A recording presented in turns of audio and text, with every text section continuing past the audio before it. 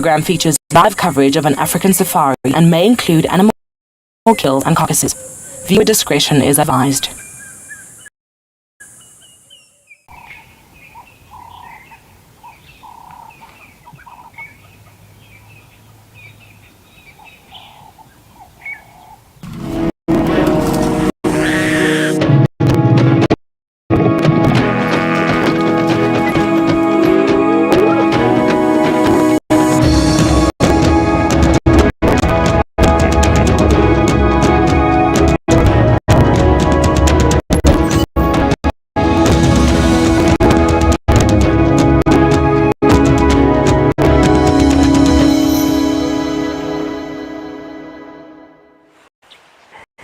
Good afternoon, everybody, and welcome to a hot and sunny Djuma Private Game Reserve in Sabi Sands here in South Africa.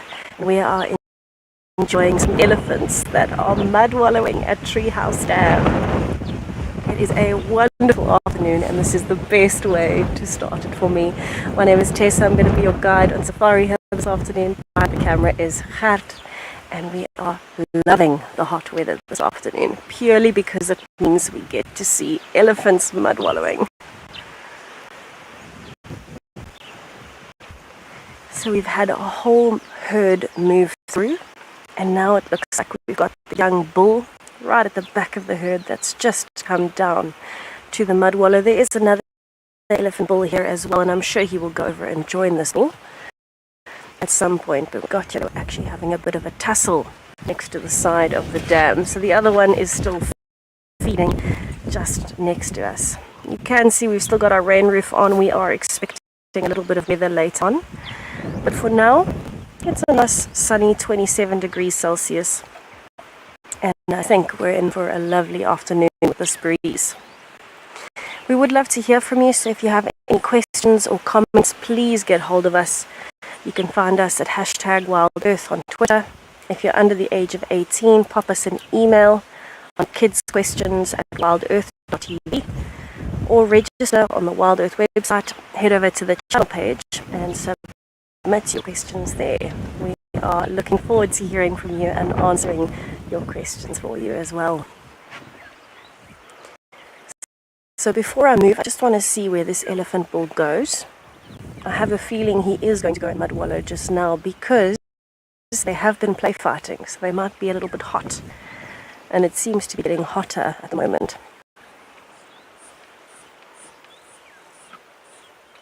So it is actually quite unusual to have two big elephant bulls very close to a breeding herd, but because we're at a watering hole, maybe they all got here at the same time accidentally.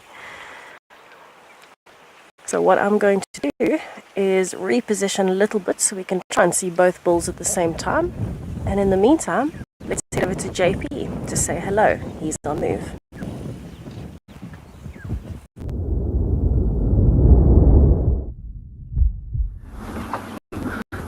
Welcome back to Eco Training Pridelands, and we've just managed to locate on Isolwini, which was one of our target species that we headed out to conceive this afternoon. There's a second elephant from us, and he currently has his back turned to us. But you can't mistake him when it comes to his sheer size as well as the sheer size of his tusks. So my name is JP Leroux, and behind the camera is Davy. So Davy was having a little bit of a nap, and Isolwini walked right past his tent a little bit earlier on. Let's see what they're getting up to. At the moment, there's a whole group of bulls that are scattered around here, and a little further into the thicker vegetation, there's also a small breeding herd. And this is why all these bulls are actually congregating in this area, as they are in search of cows that are in estrus. However, Isolwini is much larger than any of these elephants. He's also in must, and it's very unlikely that any of these guys are going to succeed when it does come to actually mating with any of these cows. I think he'll be the dad for quite a few elephants on Pridelands. Still, unfortunately, got his head away from us. You can see he's also incredibly hot, just as all of these elephants are. They came here to come and have a drink, a little mud bath, and virtually all of them are fanning their ears to try and cool themselves down. I just want to see if I can reposition the vehicle a little bit, if we can maybe get a little bit of a better view.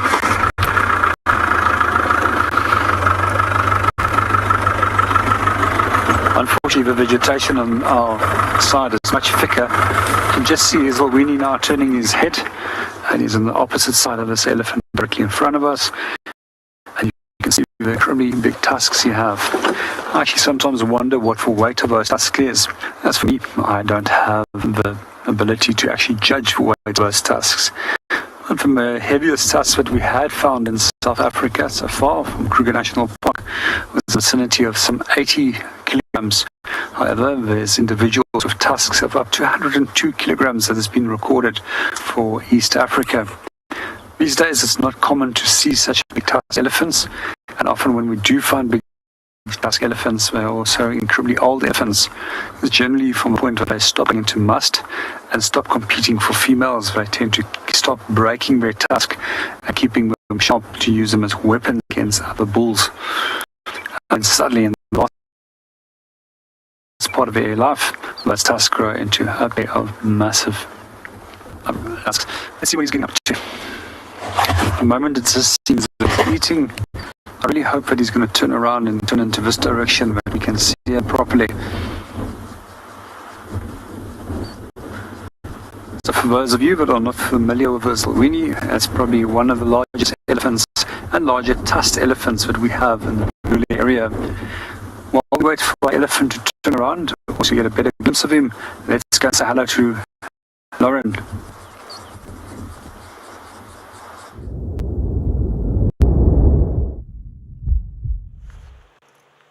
Good afternoon, everyone. Welcome to Team Wendy, who are out and about, and I have to say we've got blue sky, which is joyous. We got rather wet this morning. Tessa and I, Owen and Gert, were rather soggy, shall we say, soggy bottoms, as they like to say. It was not a dry one, but it was a good one all the same. Good afternoon, my name's Lauren, and I do have OD on camera. But that's not all today. I do have to introduce you to a very special guest with me. Shirley is a Ticket to Dream holder, and it is an absolute pleasure to have you here, Shirley. Thank you very much. It's lovely to be here. You can say hi to everybody. Hi to everyone back in the UK. Shirley's from the UK just like I am, and she was actually born in Edinburgh. Good people. Good people are from Edinburgh, let me tell you that. And Shirley also saw Hosanna this morning. I did. He was lying in the grass, as flat as a rug, but looked absolutely beautiful. Not jealous at all. I would love to see him, but of course we can keep up with him on Facebook and we see all the photos that people show us. We are very lucky. So today the plan is quarantine. Shirley really wanting to see quarantine, and to be honest, I mean, look at the impala, they're not even moving. And Owen, I don't know if you can see these ones at about 10 o'clock. You can just see their ears sticking out the grass. I mean, that really shows you how long the grass is. We were actually just talking about that, Shirley and I. It's getting to the stage where the grass is so long, you have to be careful, especially when you take a pit stop, shall we say. It's really long, and I think this is just the most relaxed the impalas have been. They're hilarious when I go for my jog around quarantine. The expressions that they give me as I run, they don't even flinch. They are clearly thinking this girl would never catch us in a month of Sundays. Listen to her panting, and they don't even bother. It's slightly offensive, actually. But anyway, we are spending time on quarantine. Then Shirley would like to see Tin Dams, and of course she would like to visit the hyena den. And we are she feels like she has to say that. And then we are going to try and look for the Nkahuma cubs, but I think let's just see where they went. So that's our plan for today. As we start our bumper, we're going to send you guys over to Kelly on the dam cam.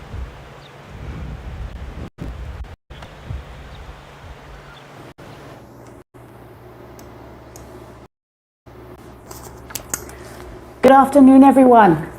My name's Kelly and I'm going to be with you here on Dam Cam this afternoon. I hope Lauren has a fantastic afternoon out with Shirley today. What a treat to be out in the bush. I'm finding myself strangely drawn in to our little Egyptian goose family. I did a head count this morning and we got 7, and we're still at 7. It's amazing how attached you can get to some of these animals. We shouldn't, they're wild animals, but it's very difficult. You can hear the wind is bumping this afternoon.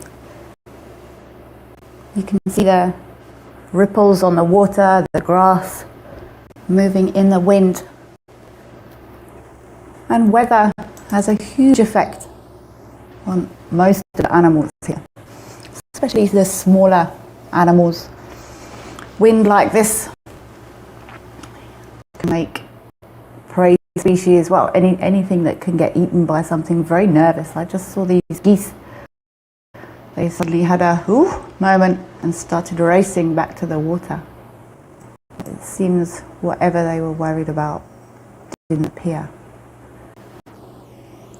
I also saw our little lapwings, our blacksmith's lapwings, further along the bank. Let's see if they're still here. They were huddled down, snuggled down on this corner to stay out of the wind.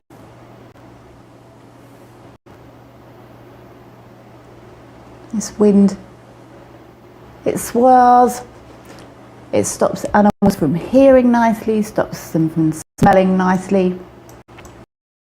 So it has a huge impact on lots of the animals here.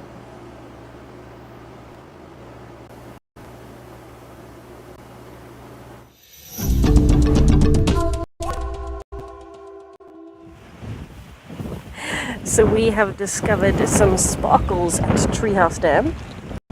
We don't need to organize any special effects. It looks like the wind and the sun has it all covered for us this afternoon. The wind is very strong, very big gusts at the moment, and quite a storm brewing. And the elephants moved off as quickly as they arrived. So they're anticipating the weather coming. But I do just want to take a minute just to sit and take in the scenery, because it's so different seeing it like this as opposed to the smooth, peaceful surface that we're used to. And just appreciate some of those clouds that are building up. If you listen carefully, you can hear the odd bird call through the wind, but mostly you can hear the wind. Let's have a listen.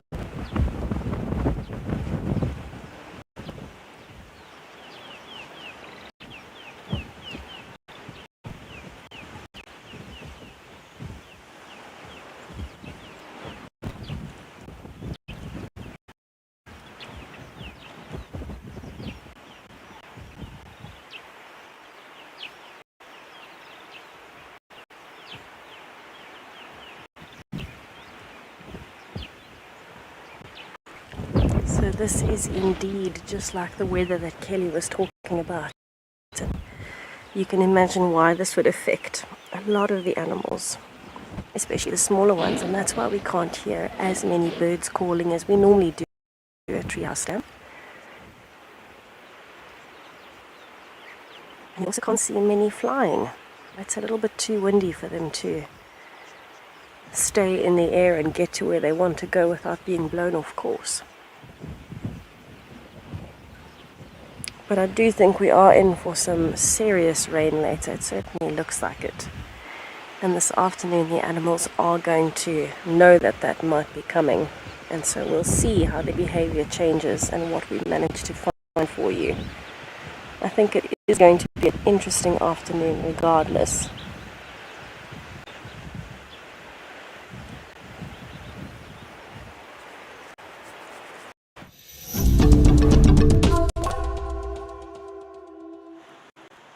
We've just found a new lamb. We still got him on. One of the new drops, I think.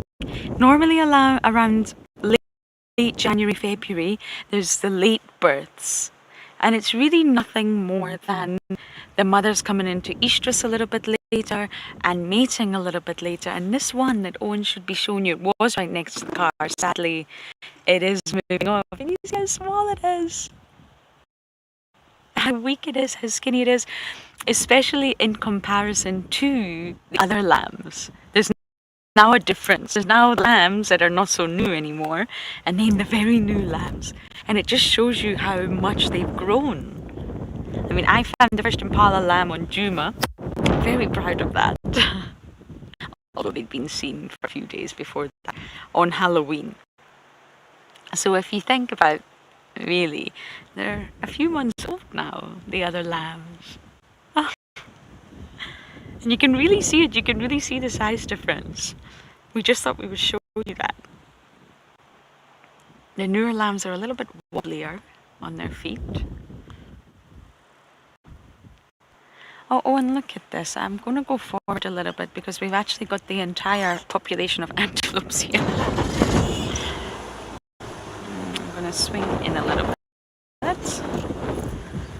We do have kudu and wildebeest. Everybody's hanging out here. I wonder why. Look at them all just looking at us. How lovely. I think that's a female and male kudu.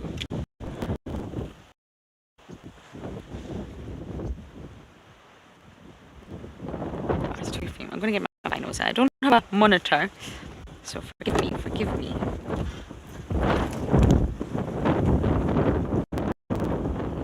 Yes, a female and a young male. This is just so lovely. What a fantastic start. We're going to head to Gowrie Dam and you guys are going to head over to JP.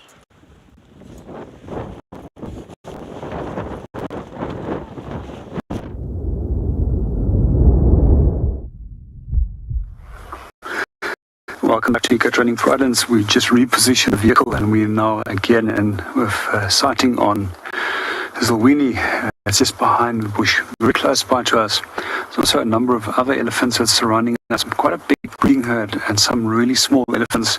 We'll focus on them in a moment. That's one of the things that we have noticed about Zilwini lately is that he likes approaching cars and that he wants to go and rest his tusks on them. So therefore, if he does come towards the vehicle, I'm actually going to move away because we don't want him to start creating a specific behavior that becomes routine. And meanwhile, let's just sit and watch and see what they get up to.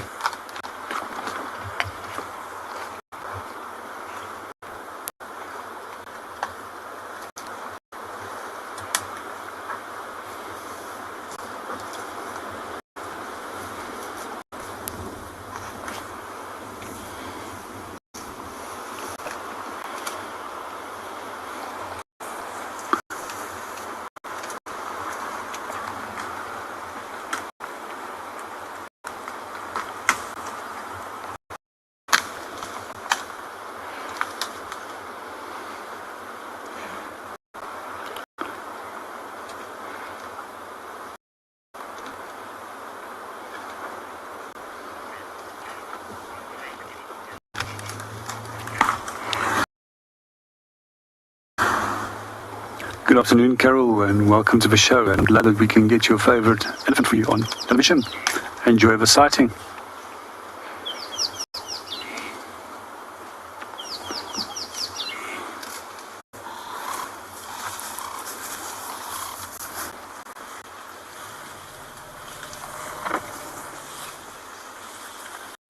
So awesome to listen to him. How is he talking to one another? Quite often they do communicate at a range that's not audible to us. What I do find particularly interesting is that they've got specialized pressure cells in the feet as well as in the trunk. So quite often you'll see them standing on one foot but slightly raised, and what they're basically busy doing is listening. And those specialized cells is known as a pacinian or pacillus. However, they can create incredibly loud sounds as well.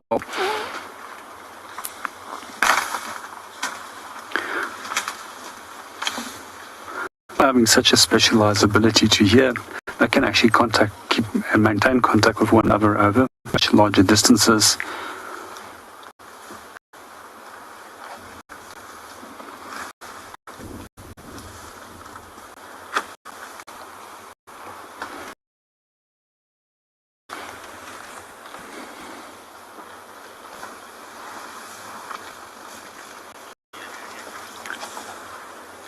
Well, we're going to see if we can reposition and get another visual on on his little weenie. And meanwhile, let's go and look at Kelly and the hippos.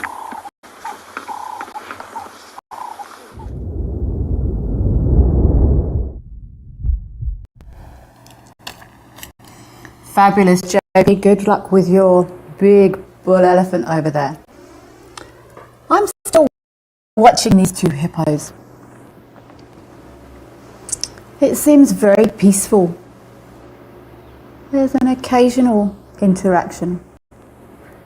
But the way they're so close together, like I said, I don't like to guess things, but I would say the new one on the block is probably a female, but probably. It's very difficult to sex these hippos unless I see them standing side by side, but it's very peaceful. Vex, occasionally bobbing up and down in the water. There's actually two species of hippos found in Africa. These are the big ones, the hippopotamus amphibius. They've got quite a wide distribution compared to the pygmy hippos, which are found in West Africa. And they're almost a complete replica of these big guys, but just much smaller.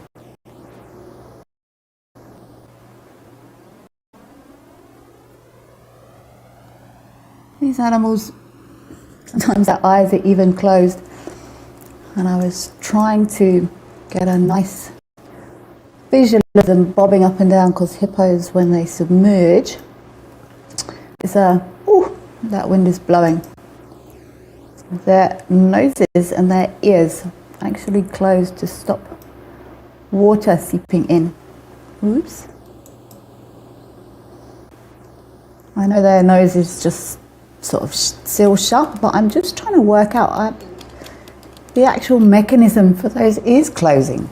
It doesn't seem obvious to me how it actually happens. It's a reflex reaction. I don't believe the hippos go, "Oop, time to close my nose and ears." I think it's a reflex.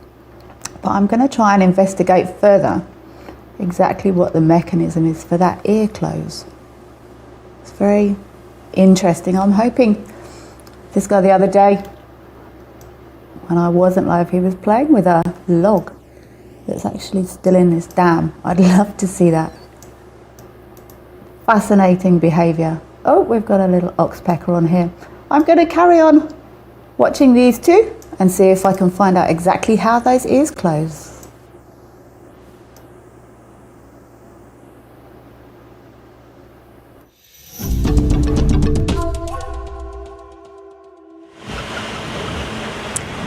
I am bumbling along Gowrie Main.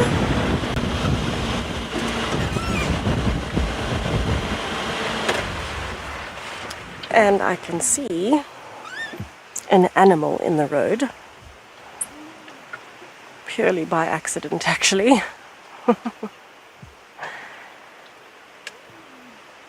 And it's a lion cub contact calling.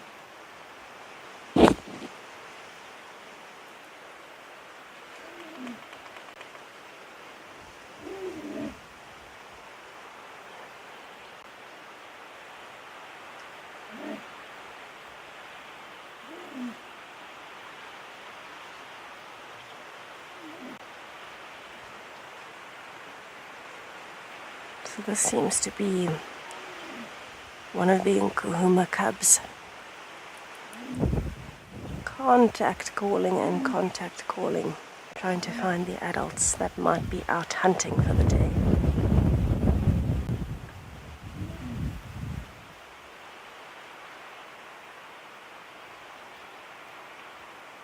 Does seem to have a little bit of an injury on the one paw.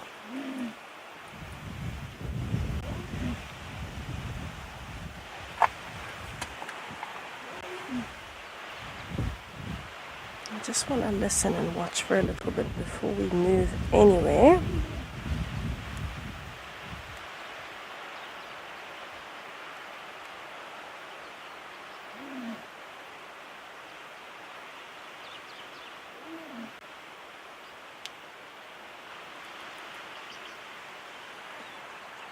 I wonder where this cub is going.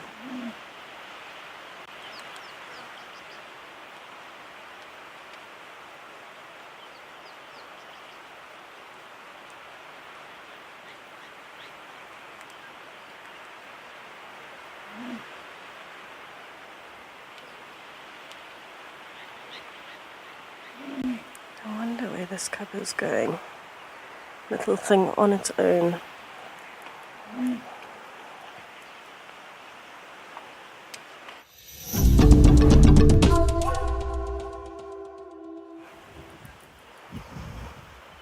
So we've actually just bumped into one lion cub on the road on its own, and you can hear it contact calling. And it's calling and calling and calling. I think it's looking for the adults. So this must be part of the Nkuhuma pride.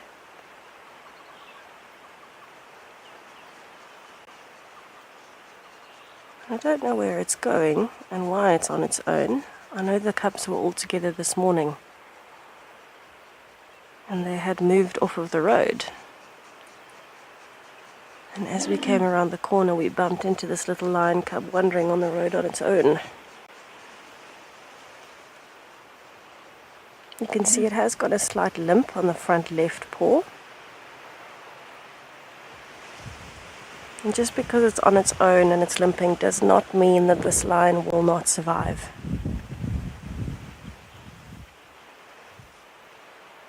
It's possible that the rest of the pride is just off somewhere here, off one of the boundaries. And it just happens to be a little bit further behind, and so it hasn't caught up yet.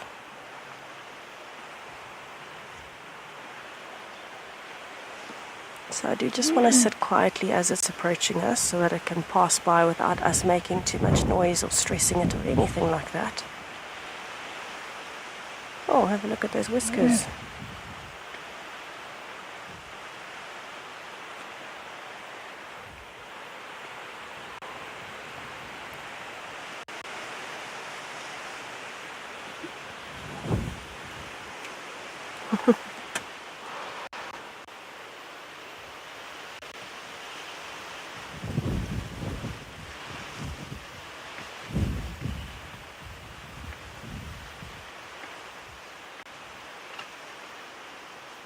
Oh, that little one. Okay, so I'm not going to turn around just yet because it is still right behind the vehicle. So I'm going to leave it to keep walking for a bit. Then I will turn once it's moved a little bit further. So I wonder if the rest of the pride, they might just be just on the southern side of Gowrie Main, which is the boundary that I'm on. We were actually headed towards Cheetah Cutline to go and see if we could find more tracks of Tlalamba like we had this morning. Okay, it has moved a little bit further. Let me turn. And I think the rest of the pride has moved off into the thickets, and this one might have been sleeping or something, got a little bit left behind. And it seems to be looking for the adults. But I don't want to go right behind it and follow, so I'm literally just going to turn, and then we're rather going to zoom in from a distance so we don't stress the little cub. I'm literally just going to leave it like that, and we can rather just zoom in and watch from a distance so that we're not interfering with anything and the cub can carry on walking.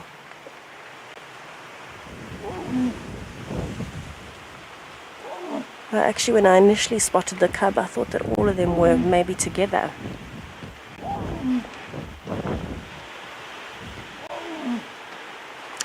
Lucy, the way that this little one is limping, it doesn't look like it's a serious injury, possibly just a strain of the ankle or something like that. It doesn't look serious at all. There's no swelling or anything like that. Just a bit of a limp. The ankle looks a tiny bit bigger than the other one, but other than that, it actually looks fine.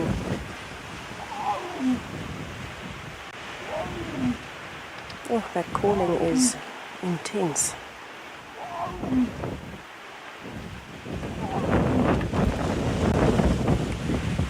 I'm not going to lie to you, that's breaking my heart a little bit, seeing it calling and calling.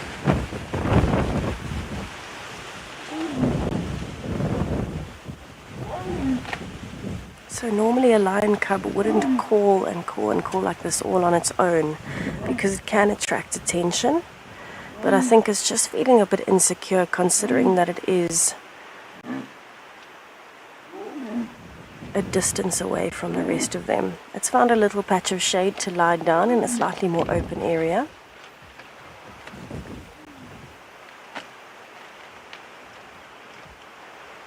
And I'm wondering where the other lions have gone.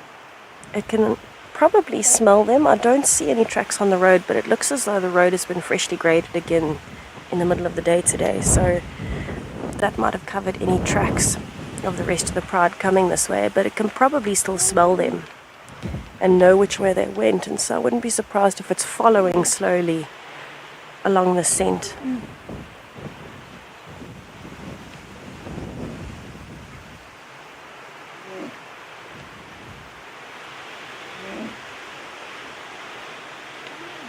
Okay, so what I am actually going to do, I'm going to take a little bit of a drive around the cub so I don't disturb it, and up the road just to see if I can spot where the other lions have gone.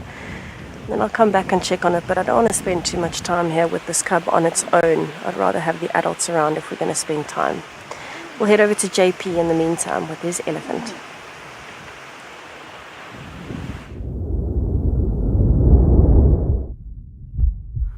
Welcome back to Eco Training Pridelands. We just positioned ourselves at the crossroad where we can just quickly move forward, but Izalwini is making his way straight towards us.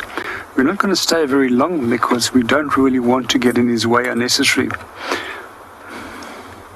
Although he's an incredibly relaxed elephant, we don't want to unnecessarily get him to get associated with vehicles, as he's lately been trying to put his tusks on vehicles.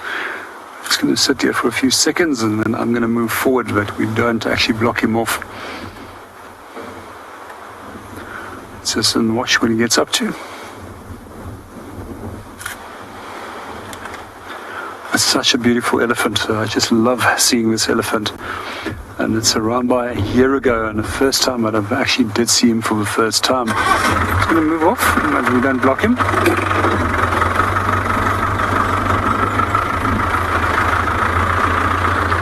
Hello, my friend.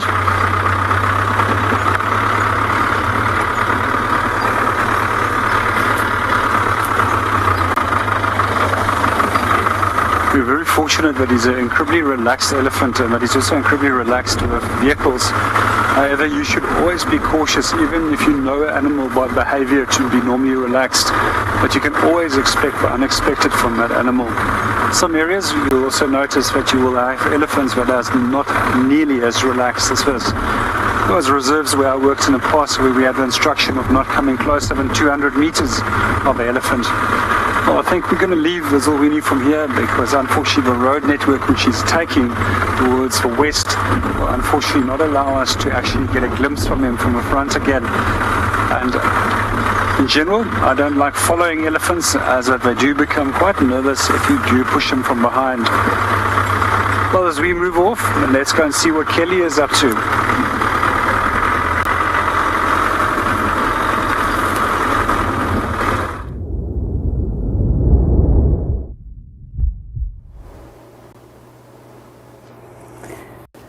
I'm glad you got another nice view of that big bull, JP. Always a pleasure to see these big guys. Very special to spend time with. I'm still here watching these hippos. We just had a couple of waterbuck come down for a drink. They've just left towards sort of back towards the top left of this screen. Just two. Waterbuck are normally found in loose groups of maybe 4, 5, 6, but there was just two of them, and these two hippos immediately went over to investigate. It was like the waterbuck were watching them, the hippos were watching the waterbuck. It was almost a standoff. Not that they're a particular threat to each other, but hippos are often very inquisitive. They're very territorial, and males especially. You don't want to get near their water. So I'm sure they were just having a look to see what these waterbuck were, and they've decided they're not a threat. I've been sitting here giving deep thought to lots of these mechanisms of these hippos. And I was wondering if they mouth breathe, but obviously, you know, when they're underwater, They will normally keep their mouths closed to stop water going into their mouths, but on land I'm sure they will breathe through their nose and their mouths. There's some, oh, the wind is blowing right in my ear. I just saw some little birds swooping over them then. I'm not even going to try and guess what they were. I would imagine they were probably swallows. But I don't believe in, oh, we've got a yawn. Oh, excitement. Hey. These hippos will yawn to show how big those tusks are. The tusks on a bull can get very, very long.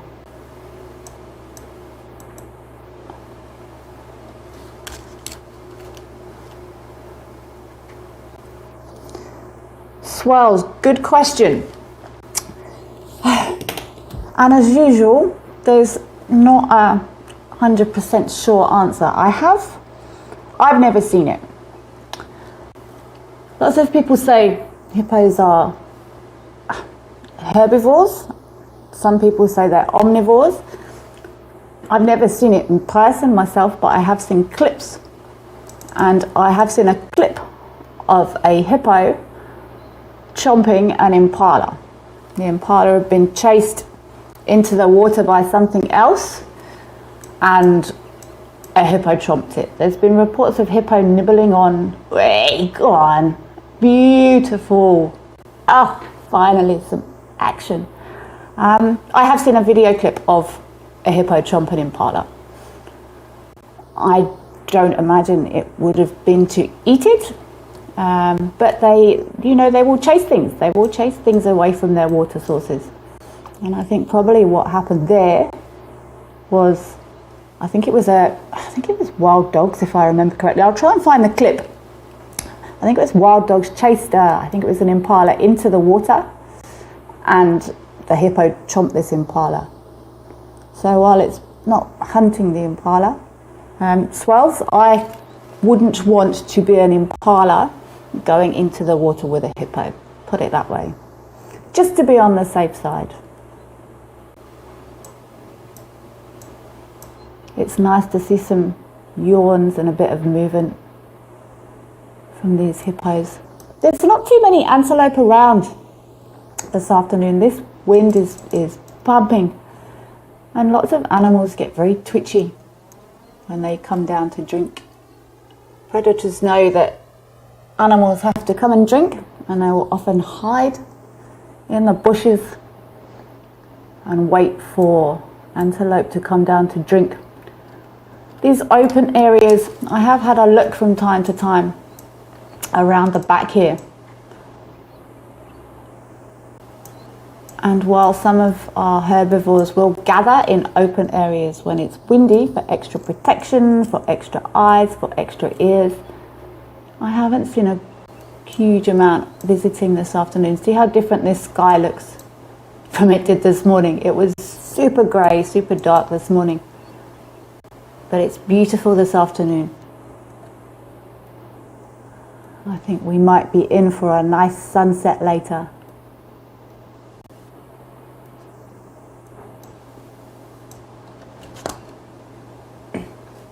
Beautiful big skies of Africa.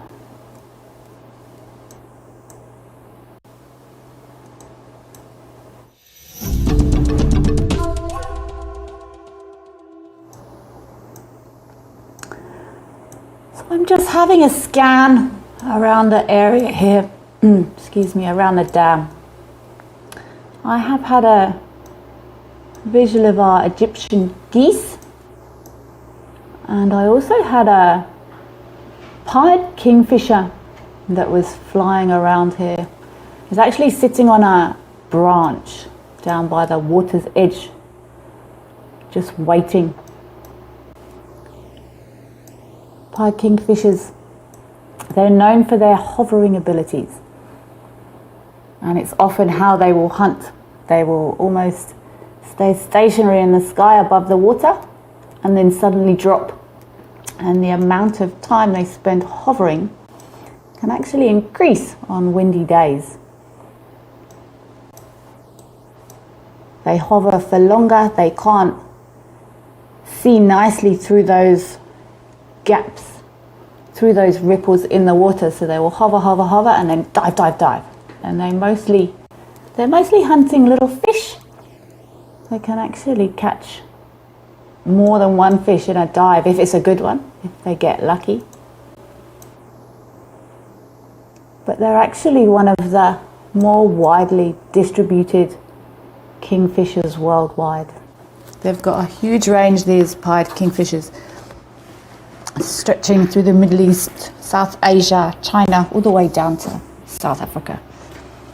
And they're beautiful to watch. I really enjoy watching them, but I'm not a very good photographer, so I have never managed to capture that iconic pied kingfisher hover.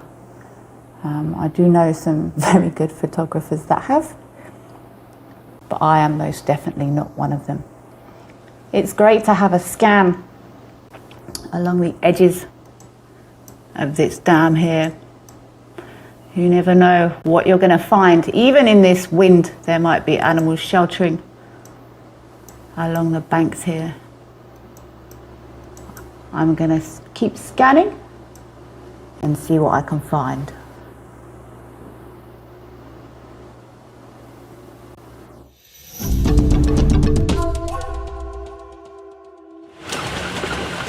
Okay, so I have left the area of the little Nkuhuma cub. I'm actually driving along the fire break to check for any tracks or signs of the rest of the pride, because I don't think they're very far away. They don't usually leave a cub behind. So I'm sure they've probably just found some shade and the little one was in a deep sleep and just didn't notice that they moved. So I'm just going to keep checking. I'm actually heading east and I'm going to go towards Cheetah Cut Line. Just check along there and see what we find. It is such a gorgeous afternoon and I'm sure there are going to be animals around. We've already been very lucky.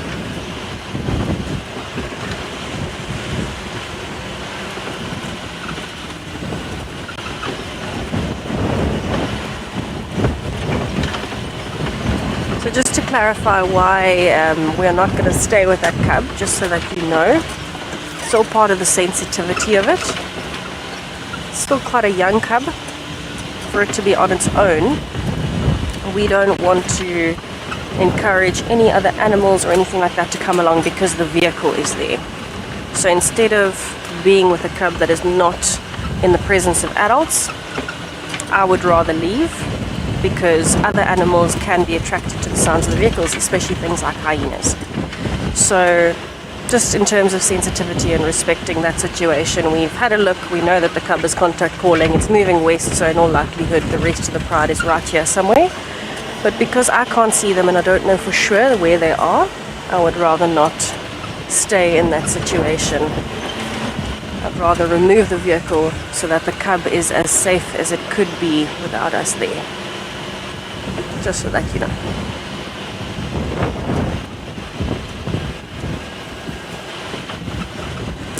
Nathan, usually no. Prides don't purposefully leave members behind.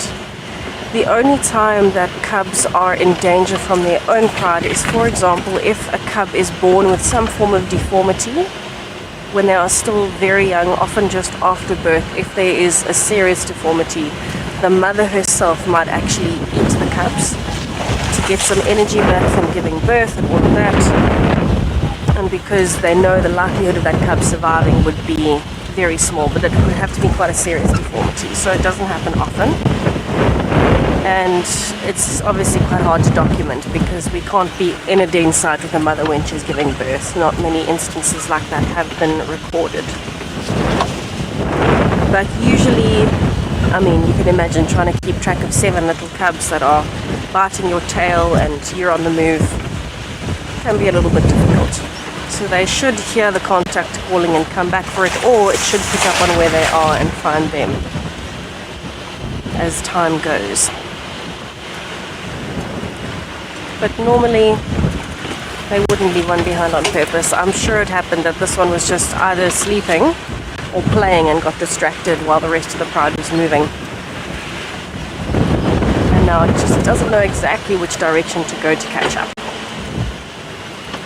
Nice thing is it's not a tiny, very vulnerable cub, so it's not as though it's 2 or 3 months old. It's a good few months old. It's already quite large. It's almost looking like a sub-adult. And so it is already very well equipped with survival skills. May not seem like it was trying to hide itself, but if another animal came along, it would move very quickly. So it should have enough survival skills until it finds the rest of the pride.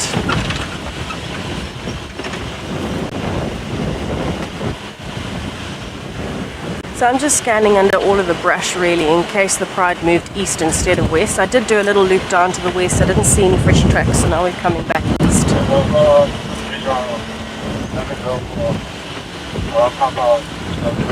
Kind of just want to scan for those tails flicking, ears flicking, and any movement under the bushes. Alright, I'm going to keep going. I'm going to head down towards Cheetah Cutline and then go straight north from there to see if I can find any tracks of Kalamba from this morning. And I'll send you over to Lauren in the meantime, who's on a bumble.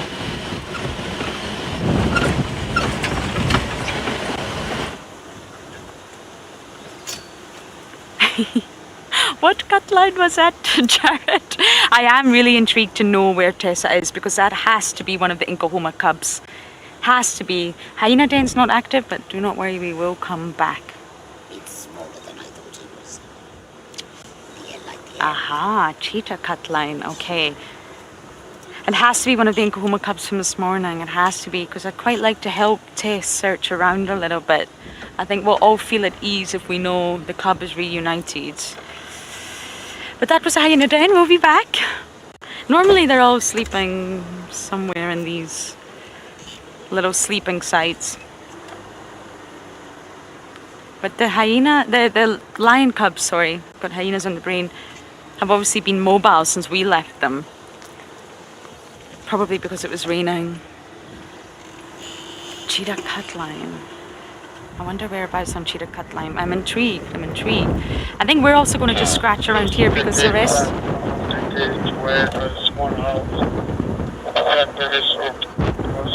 The rest of the pride has to be here somewhere, so... Tess is more than happy for us to help. Just scratch around here. Because apparently the tracks for 2 avokas, which has to be Balondi and Mohawk, and the mothers are also in the area, and that makes sense. They do stash their cubs. They don't always stay with them, and they were obviously in a cuddle puddle this morning. They would have definitely got soggy bottoms as well. So Shirley really wanted to see Twin Dams, so we're almost there. The hyena den sits right on Twin Dams, literally. I mean, it's good in that respect. And just past of Twin Dams, a little bit to the west, is where we had the cubs. So they've obviously gone east. Oh.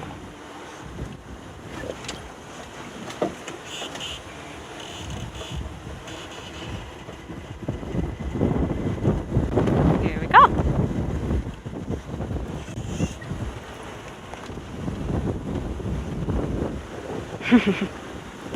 Hyena boy is asking a question that I definitely don't have the answer to.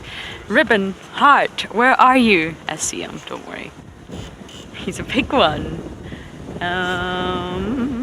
How is that, OD? Well, at least I've got you a leopard of sorts, Shirley. I mean, it's not quite Hosanna, but you know. Oh, has he got a big gash on his carapace? Again, I'm gonna get my binos out. I'm not having a monetized torture. Yes, he has. Huge gash. Missing scutes. The scutes are not random either. The scutes have different names, just like different bones in our body have sort of different names. The scutes running down the shell all have different names, so you can refer to them. And the ones down the middle, it appears he or she didn't get a proper look, is missing a vertebral. scute. The ones to the side are the coastal scutes, and then the ones at the very, very edge are the marginals. So I think he's missing a vertebra, maybe even a coastal as well. And you see how easy they just disappear like that.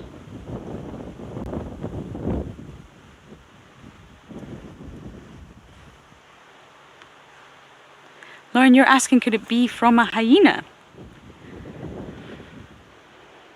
Possible. I'm really not sure.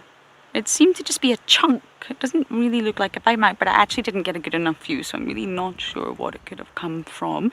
It could have been maybe from an animal picking it up as a youngster, because when they're hatchlings, tortoises or even sea turtles, the shell, including the carapace and the plastron, is actually very, very soft. Believe it or not, it's not hard, it's not properly keratinized yet, and that's why you really shouldn't pick baby turtle hatchlings up. Naturally, I spent a lot of my job rescuing them, so we had to relocate them, but you have to be really careful how you pick them up. If you squeeze their shell and their well, the carapace and the plastron were a little bit too hard, if you ended up picking up like this and you just squeeze too hard, not meaning to, you can leave them with dents. And we actually had a turtle that I named after my best friend, because we got to name them here, that had a huge dent in its upper shell and its lower shell from someone picking it up as a hatchling. So that injury could have actually have happened a long time ago. So we're going to sit for a moment or two and enjoy twin dams.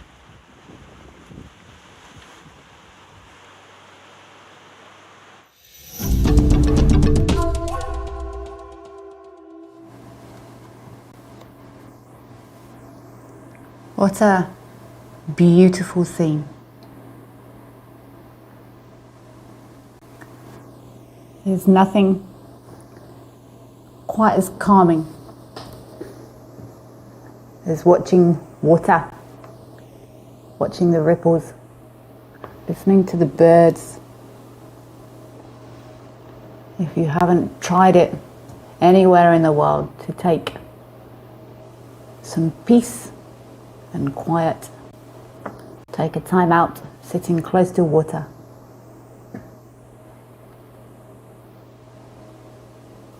Water is crucial to all forms of life, and I find if you sit quietly around the edges of a dam, it really gives you that connection with nature.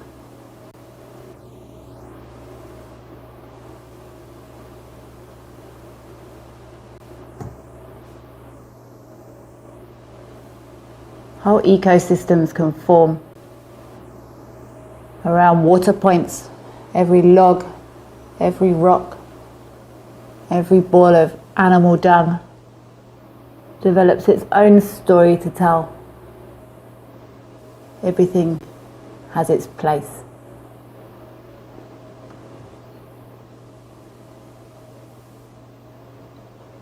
If you haven't tried it anywhere in the world, you must try.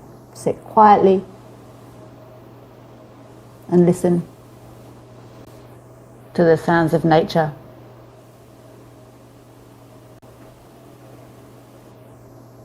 The wind rustling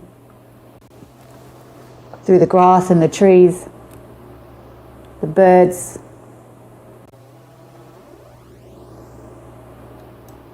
You can watch the clouds making pictures in the sky. Time in nature is never wasted time.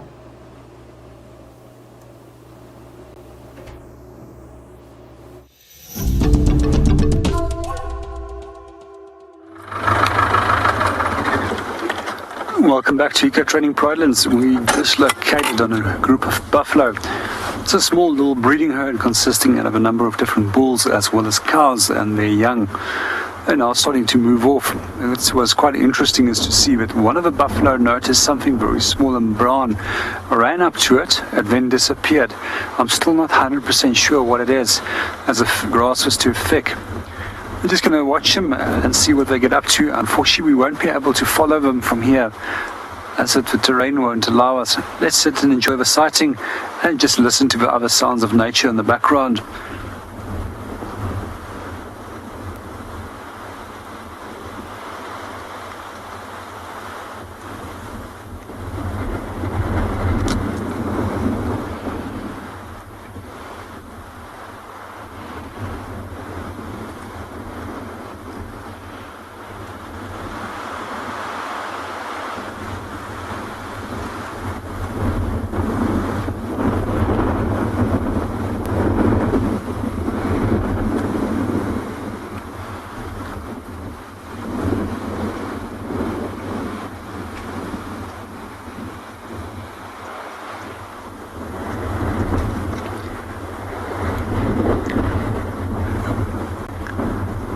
unfortunately the last group of the buffalo also disappeared. I think what we'll do from here, slowly make our way down to the dam and go and see what's going on over there.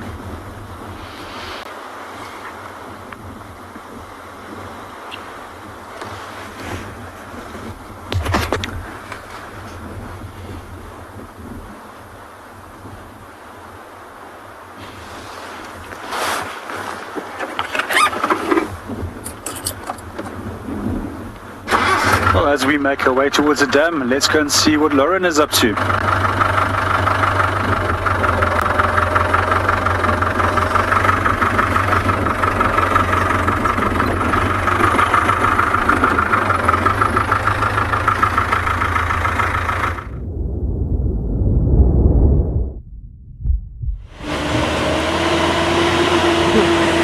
So we've kind of split up and joined forces at the moment. Aubrey, one of the other guides, is going to be checking Gowrie Main straight towards Cheetah Cutline. Lauren is going to check Gowrie Main going west, and I am doing a bit of a loop. I've done a small section of the Mulawati drainage line. Now I'm doing Mamba Road towards Drakensberg, and then I'll come back down the other side. We just want to see if we can find any tracks of these lines, just so that we could all settle our minds a bit and just know what is actually happening and where the lines may have gone to. So we split forces. I am also at the same time heading towards the area where we had tracks of Kalamba and the two cubs this morning. Because we're in the same area, it's in the east, we're moving up and around in a circle, so we might as well at the same time have a look and see if we can actually find any signs of Kalamba. There is a European roller that's just landed in front of me on the branch. It actually gave me quite a fright because it came up from the grass. But it seems to be relaxing on the branch. It looks like it's still hunting. And it's just come up from the grass. So I think it was trying to get a kill. It didn't get anything though. It didn't have anything in its beak. Quite a lot larger than the lilac-breasted roller, but the same basic shape.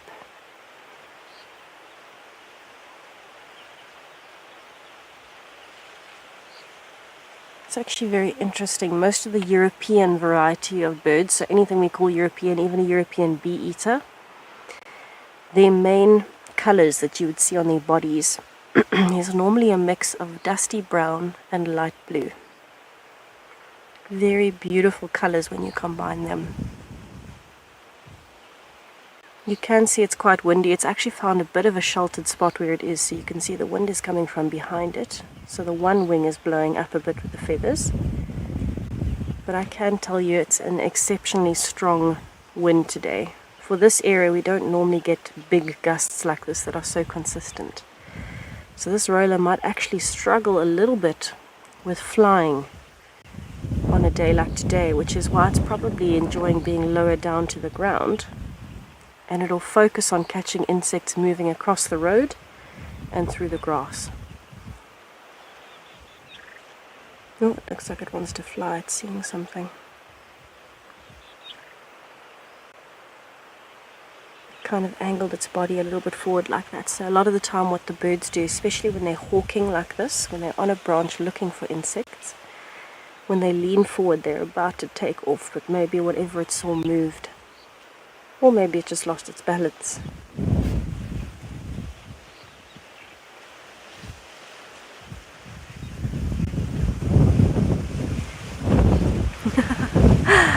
Caitlin, it did have quite a serious frown. I don't know if it heard the comment, but it flew away. But yes, it did have quite a serious frown. Definitely, I think, probably to do with the glare. Because there's quite a bit of glare when the sun does come out from behind the clouds. It does get very bright. So maybe it's either got a constant frown or it's struggling with a bit of the sun in the eyes. But yes, I will never see a European roller the same way now. I'll constantly be looking for a frown. Oh, it's just landed again. And it's gone.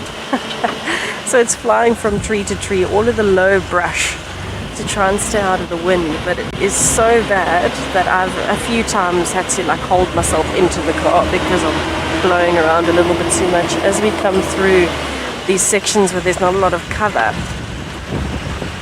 And then the wind hits you and you start kind of losing your balance a bit. Okay, I'm going to carry on checking for tracks. And in the meantime, I will send you to Kelly on DamCam.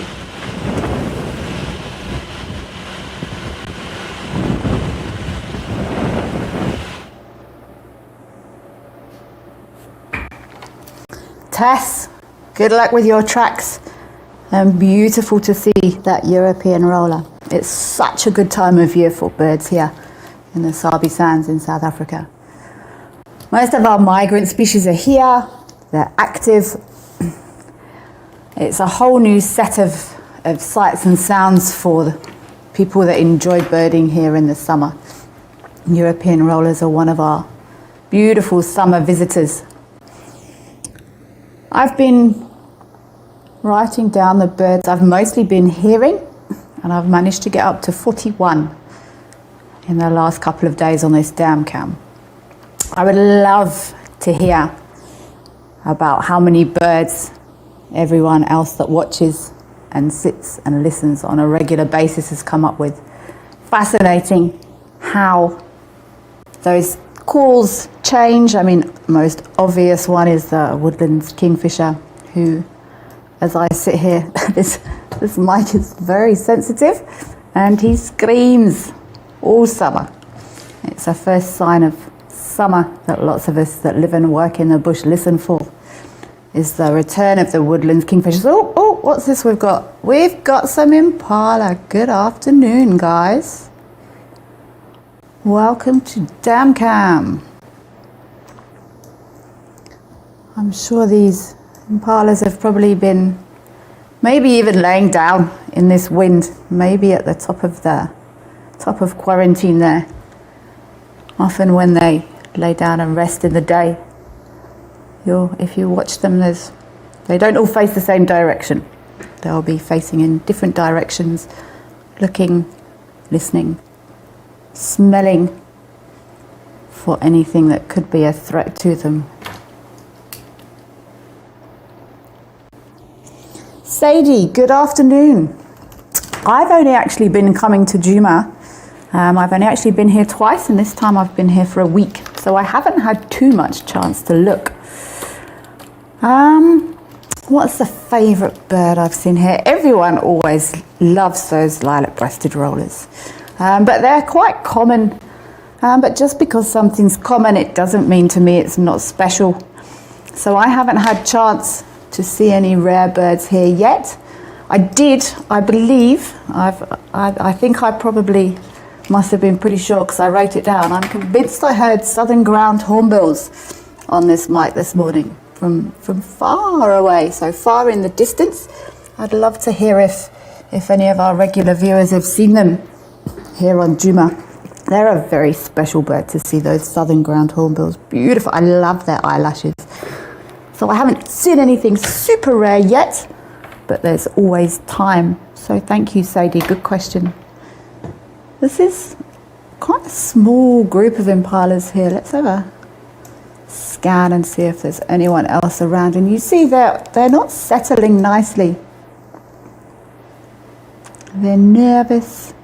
They're stopping, they're looking, they're listening. I don't think I would want to be an impala here, especially in this wind.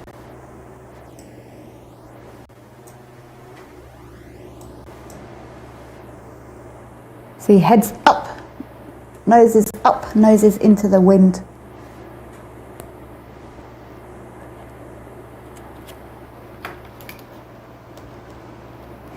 Jugabits, yes, it does. It really does look like waves on the grass. It's beautiful. It wasn't till I actually came here and started paying more. Yes, that's wind's strong now. It wasn't till I started paying more attention to the nature when I moved here that you realise how many different species of grass there actually are. I used to see grass as, something to sit on or have a picnic on. But when you look, it's difficult on this DamCam. But I'm sure people have showed you before, the guides here have showed you, that inflorescences on the grass at this time of year. If you take a 1 square meter patch in some areas, you'll find 5, 6, 7 different species of grass. And it looks like they're all moving in different ways in that wind. So yeah, you're right, it's this wind, we've got waves on the dam and we've got waves in the grass as well.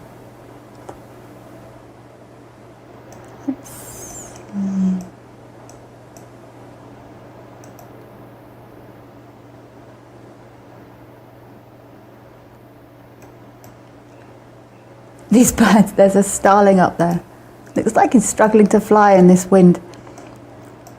So while the wind is great for some birds, your soarers, so some of your big eagles, especially your vultures, even some of your birds use the wind to soar and save energy. I'm going to continue to watch this starling struggle, and we'll send you over to Lauren, who's on her bumble.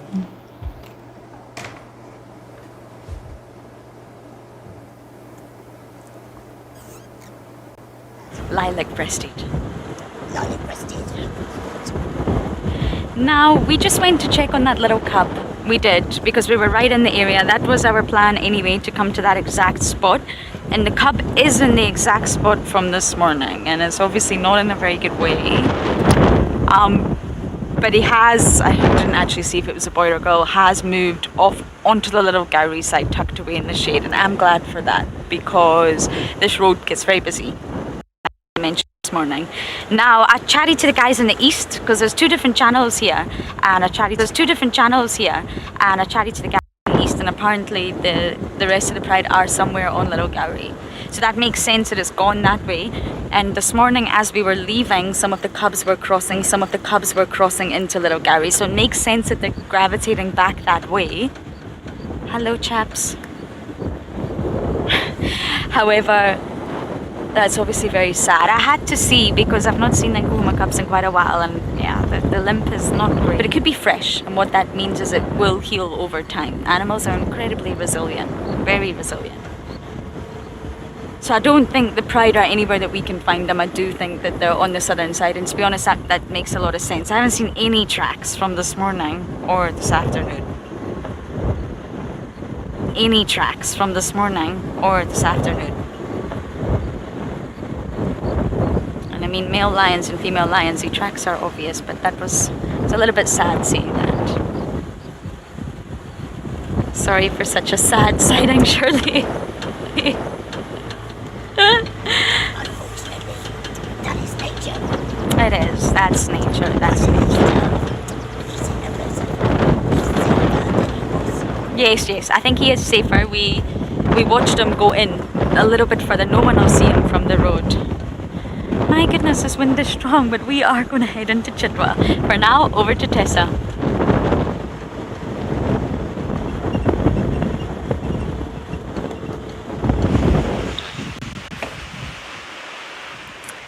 The wind certainly is very strong. You can see how this African hoopoe is really struggling as this branch is blowing. And it's busy cleaning its beak at the moment. So this is actually my first very clear, still view of an African hoopoe on Djuma. This is one of the species that makes me think of home. We used to have so many of these in our garden growing up in Queenstown in the Eastern Cape. And every time I see them, I think of my mum. She has always loved them. It's actually got quite a beautiful crest. If it does put it up, and we're lucky enough to see it, it stands up in a circle over the top of the head. But have a look at that beak. This is one of the birds that is really good at feeding in all of the little holes and cavities that you would find in the bark of trees. And it'll be looking for insects, things like beetle grubs, larvae of other insects as well. Anything that it can find in those little holes in branches and tree trunks. It's also a hole nesting bird, so very similar to the wood hoopoes and those species. They all actually nest in cavities in the trees. How beautiful are those colors in the sun. very rusty brown right the way through the body, and then just on the edges of the wings you'll see the black and white markings.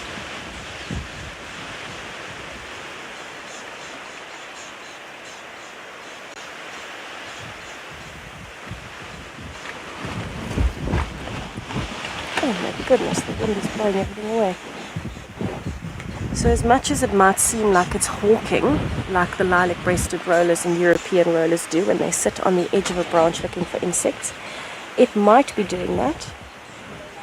But normally what these birds do when they're looking for food is they'll actually cling to the tree trunk and they move up and down the tree, running their beak along the bark to look for little holes. So at the moment it's actually more likely that it's enjoying some sun. It's doing a bit of sunbathing, and when it's looking around it's doing a combination of, yes, looking for food, but also making sure that it is safe where it is at the moment. On windy days like today, you can imagine there's a lot more threats. And so everything feels a little bit more nervous, and the wind is really picking up. It feels like by the minute at this point.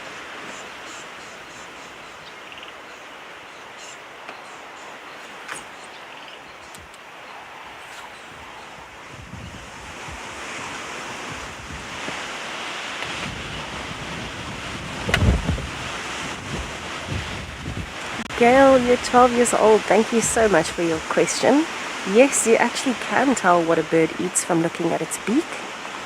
They have beaks specifically adapted for their diets. So birds with very long, thin beaks like this would either feed on something like nectar or insects in holes. And usually the ones that feed on nectar, the beak is more curved, where you can see this one has quite a straight, long beak, long and thin.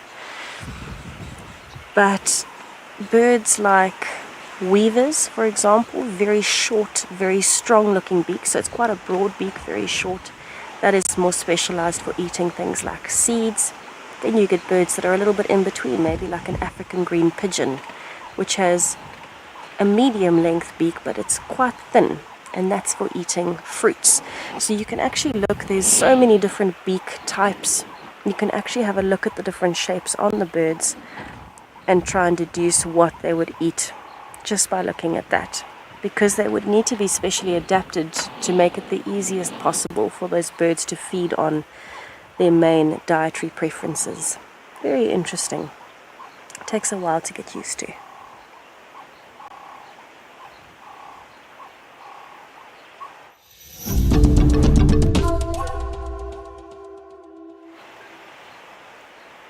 So what I do want to do while we are sitting here, the sun has just peeped out from between the clouds, so it is warming up nicely.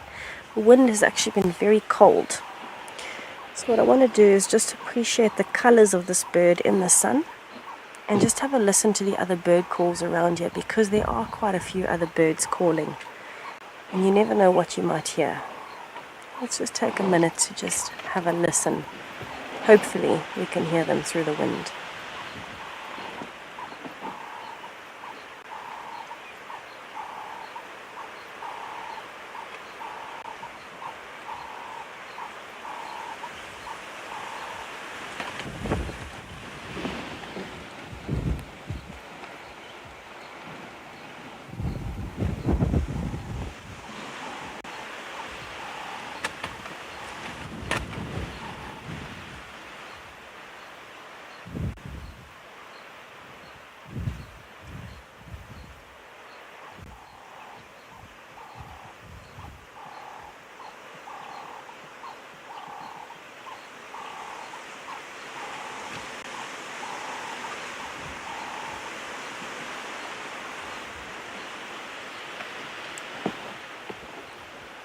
You can see how much that branch really is starting to move a lot. This bird has incredible balance.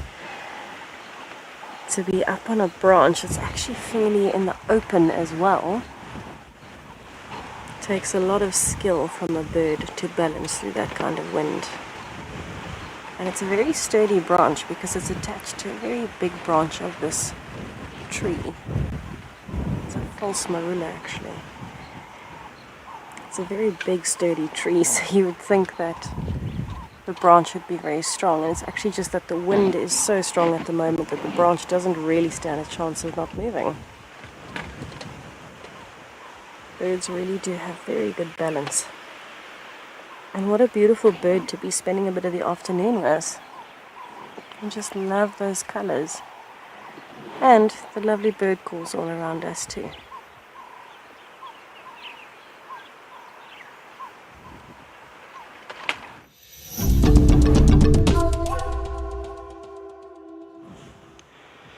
We've come across a Ellie bull who was having a good old bum scratch on this marula. But we're being very cautious. It's extremely windy. I haven't felt wind like this in a really long time, and elephants generally tend to get quite antsy.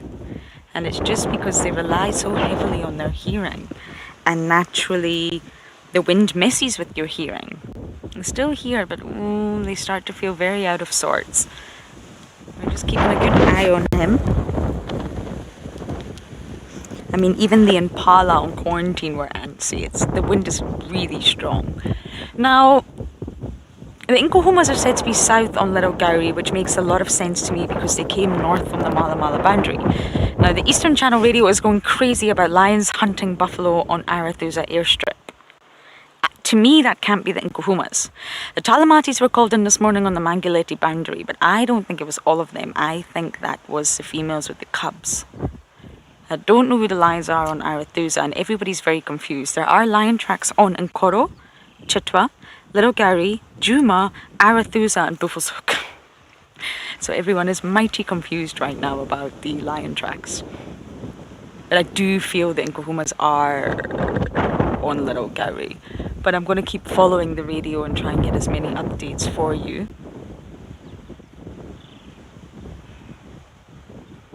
This entire area, Owen, I'm not sure if you're able to see it, has been hoovered up of marulas. Do you see that? I can only see 3 marulas on the road. And these ones are the ones that are not ripe. He's left the ones that are not delicious. I really wanted a marula. You've got to get there before. Otherwise you'll never ever get a marula.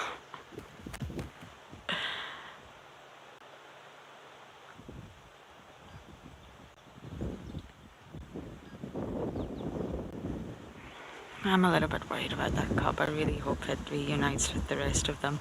And because they were in that cuddle puddle this morning, we didn't see that one of them was injured.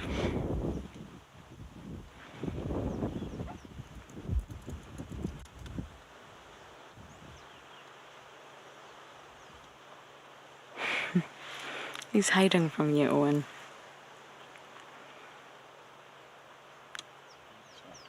Have you got any view?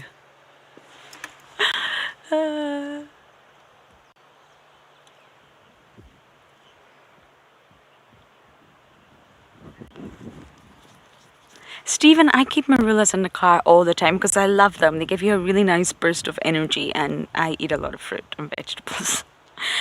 I just love them. And elephants have never shown any sort of different sort of behavior towards me having marulas in the car. I really don't think so. And probably the smell of the car is a lot more overpowering, if that makes sense. If you think about a car, there's fumes and petrol and engine oil and brake fluid and antifreeze and all of these chemical synthetic smells that are probably really not nice if you are an elephant. So I think that would probably overpower the smell of a few little marulas that Lauren snacks on. Have you tried marulas, Shirley? No, I photographed one last night, and I like the drink, but I've not tried a marula fruit. Okay, would you like to? I'm going to say no. Okay. Only because I'm travelling tomorrow, just in case. Just in case. Okay. Well, I shall look for some, but I have a funny feeling it's going to be a battle against the elephants. I would think so. Yes. Oh, here he comes. Hello, boy. Are you okay there?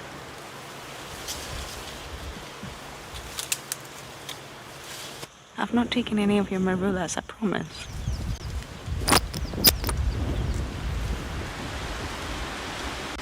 They really are the most delicious fruit, and Very sweet.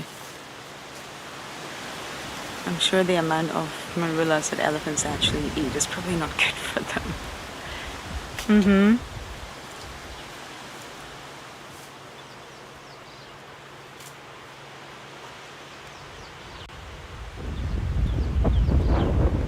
You're not really eating, I can see that. You're fake eating and checking us out, okay.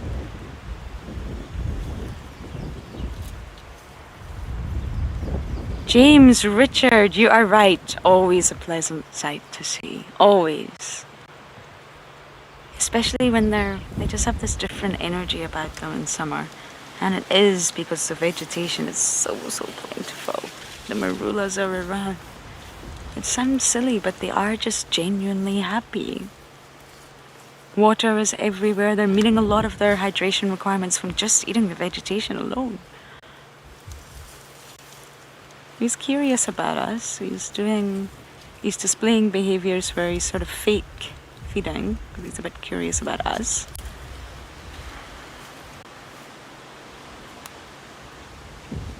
That his tail's swooshing, his neck's not raised, his ears are not out.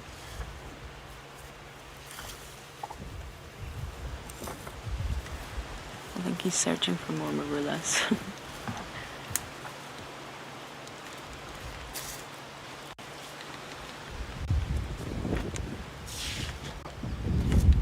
Oh, he got one! He got a marula!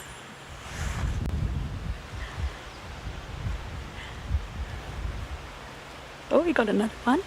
And another one. Okay. Are you happy now?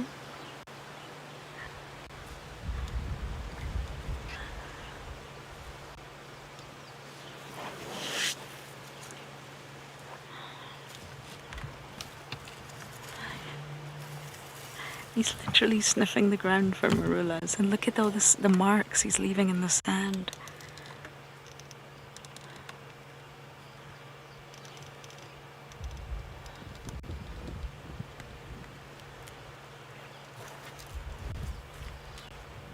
Hello, there's a few marullas here, boy.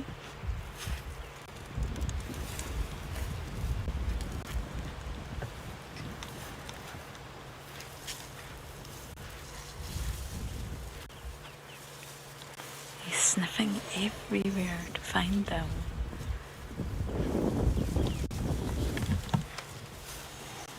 And he'll know exactly what marula's trees to go for. Because it's only the female trees that produce the marula fruits. He will know.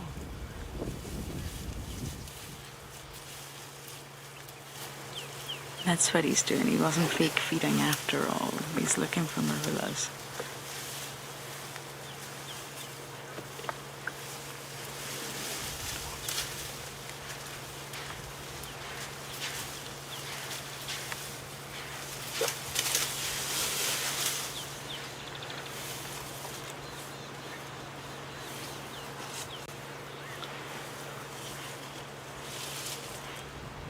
Oh, he got another one.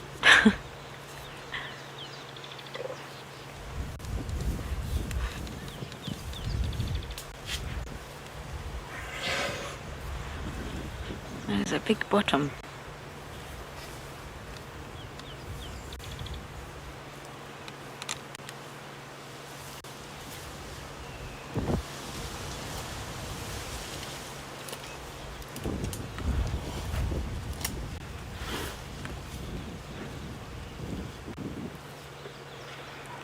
Joseph, 100%. He just needs his nose. That's what he's looking for, marullas. That's what he wants. And he just needs his nose. You can see all the marks on the sand. And he's been scanning the sand. The area is clear. He has literally cleared the whole area of marullas. Poor squirrels.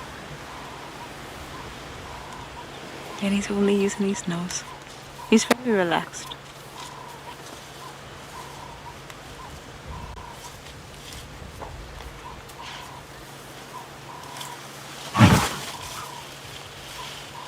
Okay.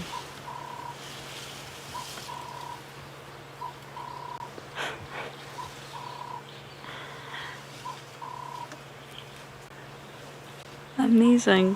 What a nice sighting.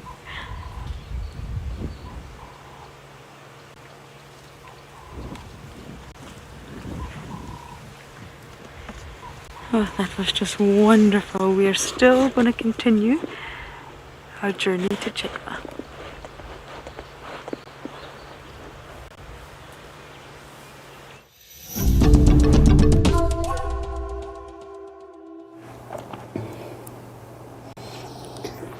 The colours in the sky are just amazing. You can almost get lost in these clouds. As the sun changes and drops lower, the pinks, purples, oranges just come through this sky. And you never get a sunset that's the same. Everyone is different. And every time I want to take my camera out, and I don't think I've ever managed to capture that sky in the same way as you actually see it.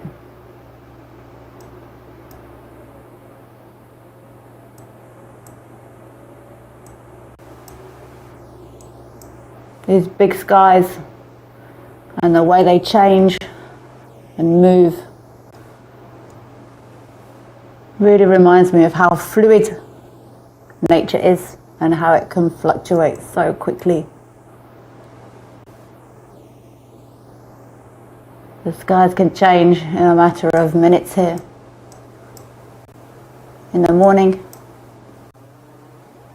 it can be dark and grey and cloudy, and then the wind picks up and blows away all those storm clouds, and the sun breaks through again.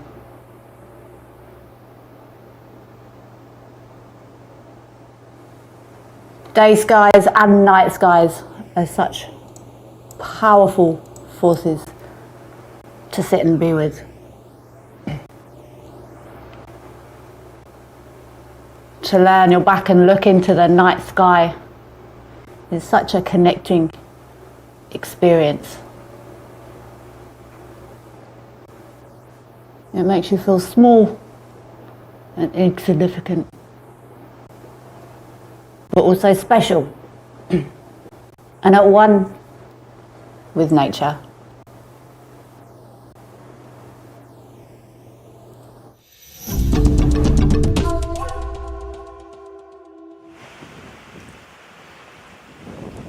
So I'm actually sitting very close to Gwari Pan at the moment, which is in our eastern side. And what I'm doing is I'm just having a listen. We're probably 50 meters from the drainage line at the point where we're sitting now, and we know that Tlalamba has used a den site exactly where those trees are in the last few months with these cubs. And so what I wanted to do, because we found tracks very close by here this morning where her and the cubs had been playing in the road, and then they moved off the road towards this drainage line, but from the other side of this drainage line towards where we are. I just wanted to come and sit here and have a scan, have a listen. We've been driving very slowly, checking every tree, under every bush as much as we can with a thick brush. But it's always worth just sitting and listening. It does make it a lot more difficult with the wind at the moment, but a lot of the times when we find her tracks going towards a drainage line, we end up finding her because something like a francolin or a spurfowl moves through the drainage line and spots them, and alarm calls, and we should be able to hear an alarm call. So it's worth sitting and listening just in case. So I always like to spend a few minutes when we have got tracks, and those tracks looked like they were fresh. They were from this morning, just before the rain. It's worth listening and watching for a bit.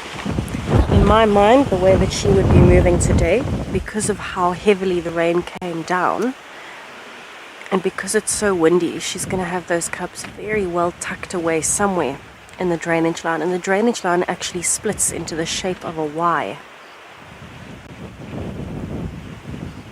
And so she could be anywhere along this drainage line, but this is always a good bet to sit close to one of her previous den sites. We're on the road and we're just listening towards that drainage line and den site.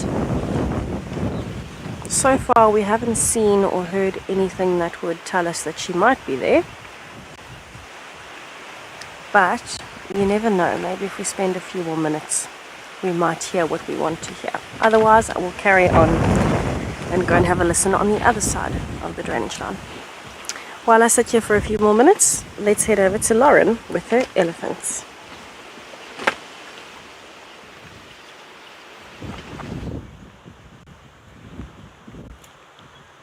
We found another huge male, a bigger male, on the other side of the road. But sadly, this is not the kind of views I enjoy giving you of elephants, I'm afraid. He's disappeared now. He was reaching up to get the branches. They're obsessed, they're marilla crazy. Maybe I can go forward a bit, Owen, but let's see.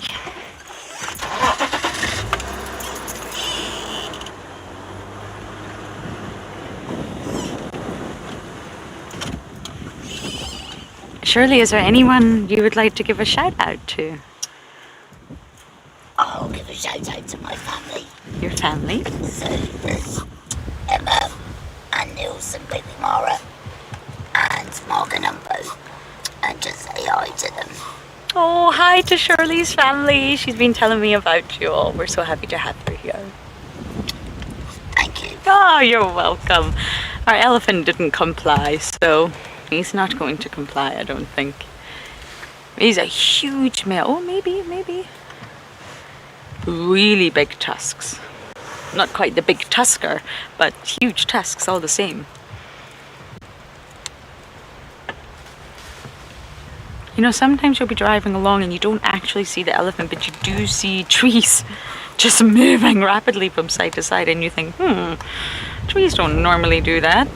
There has to be somebody doing that to the trees.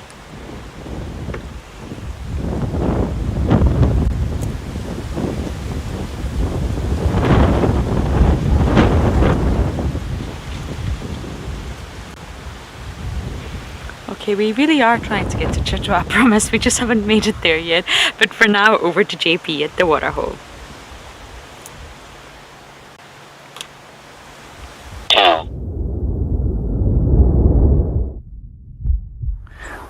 Welcome back to Eco Training Pridelands. We've been sitting up in the Ndlovu Dam and we had some really amazing things happening here this afternoon.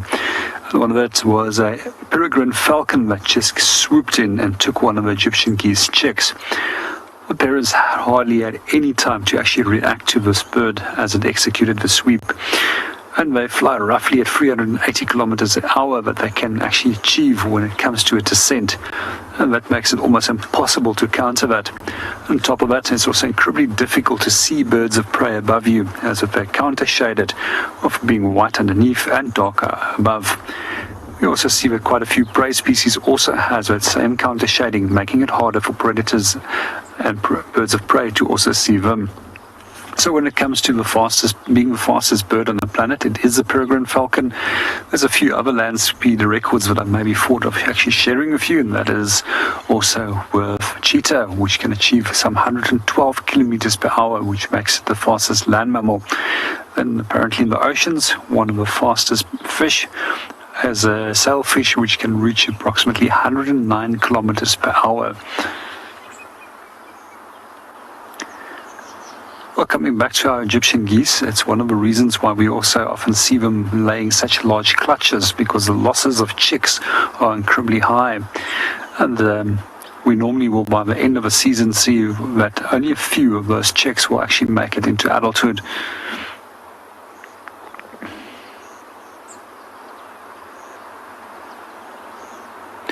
The previous group of chicks that they had, unfortunately, all got taken. I'm not quite sure what took them, but it's possibly that it's other mongooses, and it can even be species such as baboon that may take them. We also noticed at the very same dam that the nest often got raided by African harrier hawk. Other than that, our resident hippo is still back again after a few weeks of absence and is resting up in the center of the dam. And meanwhile, let's go and see what Kelly is up to.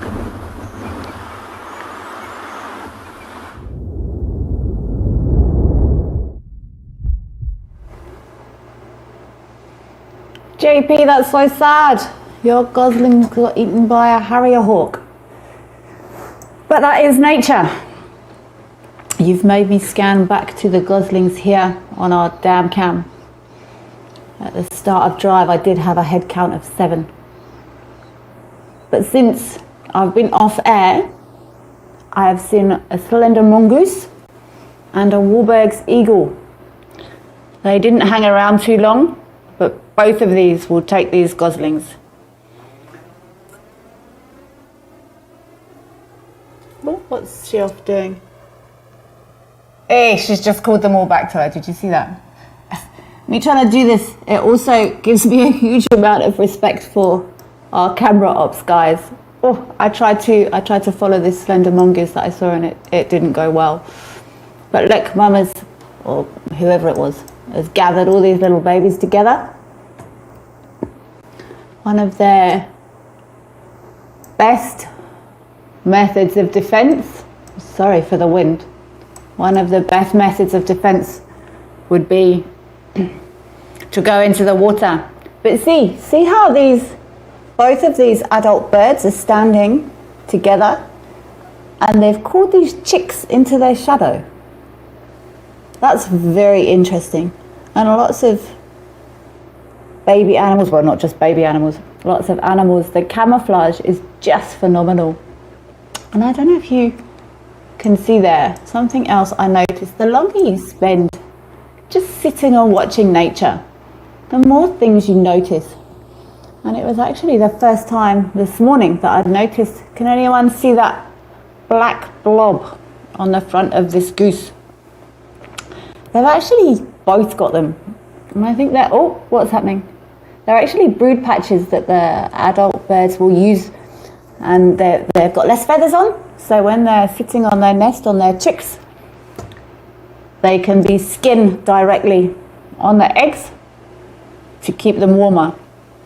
But both of these adults seem to have these brood patches. Oh, where are we going?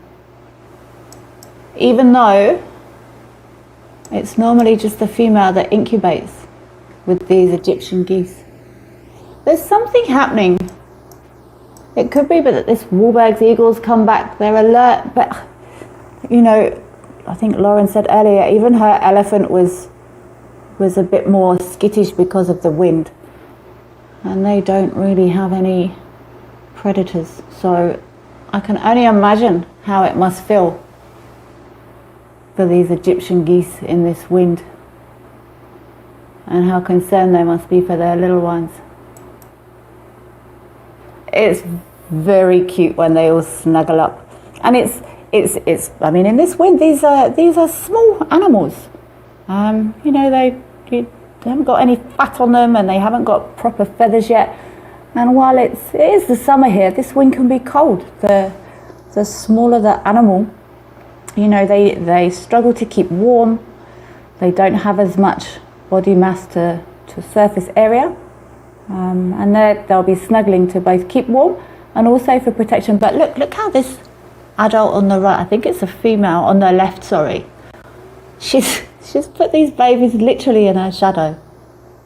I'm just wondering what's going to happen if she moves, if all these babies are going to move with her shadow. Isn't nature clever? Oh, it fascinates me. It's, as far as we know, it's just instinct. They're literally in the shadow there of the adult on the left-hand side. Huh. But yes, shame. JP's Egyptian goose nest was raided, and it's why lots of these animals do have large numbers of young. Sadly, it's nature, and the more babies there are, the more chance you've got of some of your offspring surviving. I think, was it Lauren had a very young baby impala earlier on. It's a risk. These late lambs, there's safety in numbers, which is why lots of these animals synchronize their births. And it's why these geese, I think they can lay up to 22 eggs.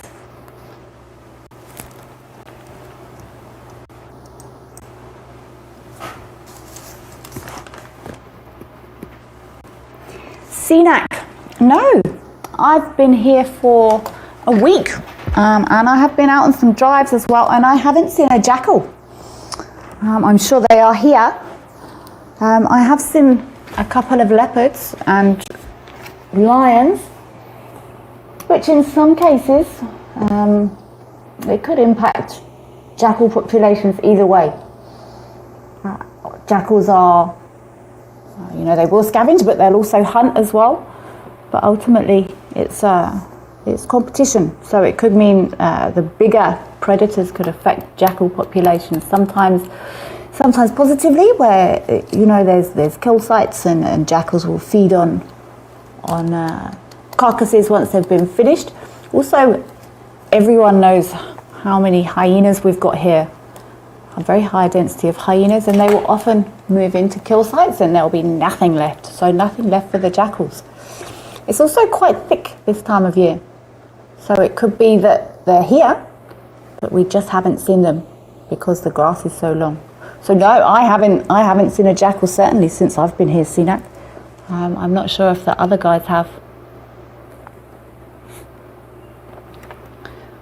It looks like this danger's past and these little chicks are up and feeding again. Good luck, little chickies.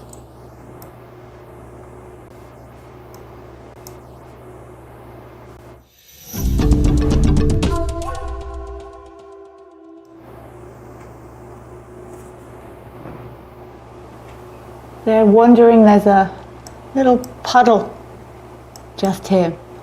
And these goslings are quite grey in colour, and so is this puddle.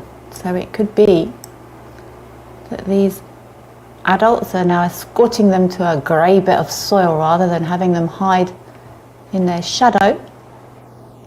They've decided it would be a good idea to take them to an area where they're better camouflaged. See, I can't see any of those babies now. Isn't nature clever? I'm just going to have a quick scan around, see if we can't work out what that danger might have been. It could have been anything. It could have been an aerial threat. It could have been a ground threat. It could have been a snake. It could have been anything that could take these little goslings. There's nothing obvious. But that's the thing, look what we've got here.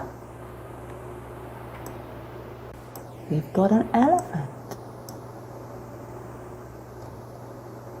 Where are you off to?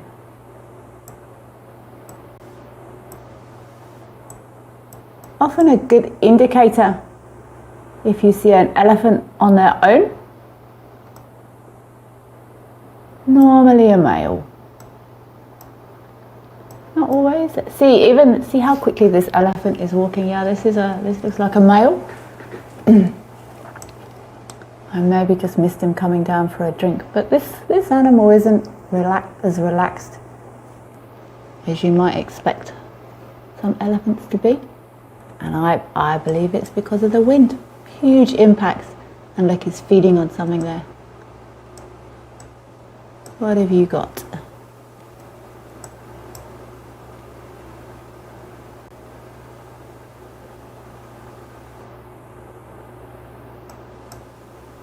He's maybe picking up marulas. This elephant could be here for a while, hoovering these marulas.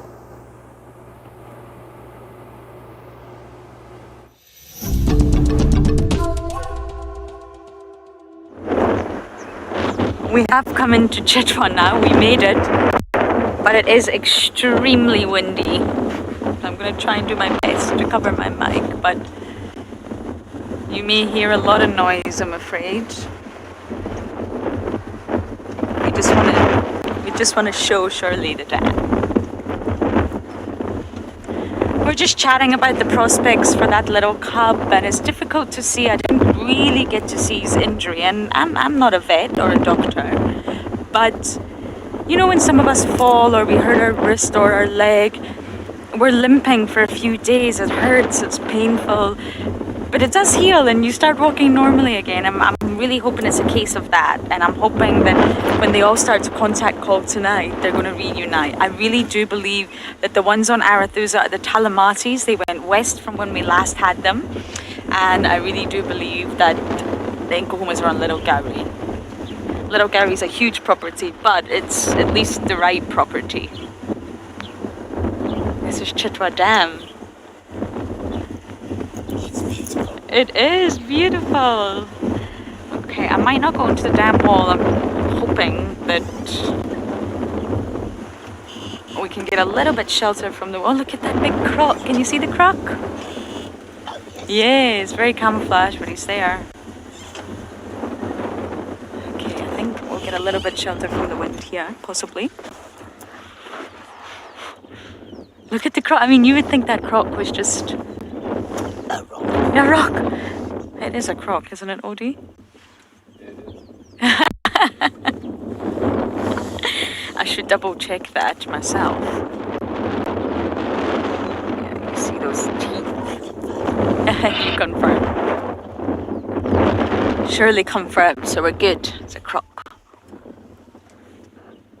And remember, it's been an extremely cold... I was freezing this morning. I could not believe how cold it was. I mean, I was dressed for summer, to be fair.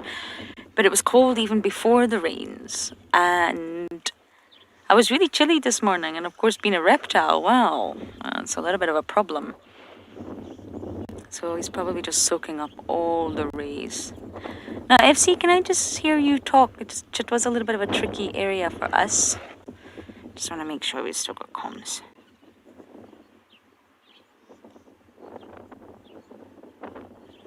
Yes, we have. Excellent. Excellent, excellent. It's difficult to see the tail to know if it's Boris or flat. Oh, the characters from long ago we named. I think it was Taylor that actually named the crocs. How it actually ended up being Boris and Vlad, I do not know, but I have to say they are absolutely incredible names. I'm very impressed. And Vlad is the one that's missing the tip of the tail. Apparently Boris. I don't love that name right now. I'll say no more. It's a female. Crocodiles are really difficult to sex. Really, really. They have internal sex organs, so it's almost impossible unless you see them mating. But in general, males possess much thicker tail bases. So if you do get to see them next to each other, you can probably identify the male. They're stronger built as well, and they grow larger. But really, if you just see it like this, it's very difficult to know if it's a male or female. But both species have, or both sexes, sorry, not species, sexes have a cloaca. And that's it's a little slit that houses a sex organ. So it's impossible to tell the sex organs are inside the cloaca, which is very common for reptiles. Megan, you're saying the croc log. Croc-a-log, log-a-croc. You know, we've actually done that before, zoomed in, and it's been a log. But yes, you're right, this is a croc log, not the log croc. We get both.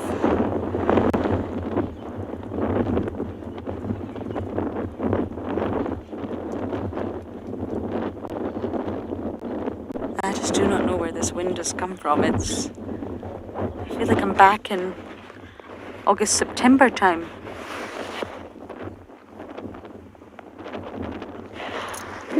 I didn't catch that name because our comms are not great, but that's okay, we'll work with it. You're asking about aging a crocodile. And actually, in essence, yes and no. If you can get close enough to measure them, then not really. Because with the Nile crocodiles, the hatchlings are about 30 centimeters. And that's 12 inches, the length of a ruler. So when you first see them, when they're born, they're 30 centimeters. And each year they grow another 30 centimeters, if that makes sense. So a 2-year crocodile was already 30 centimeters at birth, and then add 30 and add 30, a 2-year crocodile would be a 90 centimeter croc. So therefore you can sort of gauge that a 2 to 3 meter croc would come in at anywhere between 12 to 15 years old. And the largest croc ever found in South Africa actually was 5 to 6, somewhere in the region of 5 point something, between 5 and 6 meters. And it was said to weigh about a ton. But they continue to grow throughout their entire life. So that's a sort of gauge system. Once you can gauge the size, you can sort of guess how old it is. So in answer to your question, yes and no. It's not exactly easy. But it's about the size of a ruler, a standard ruler per year.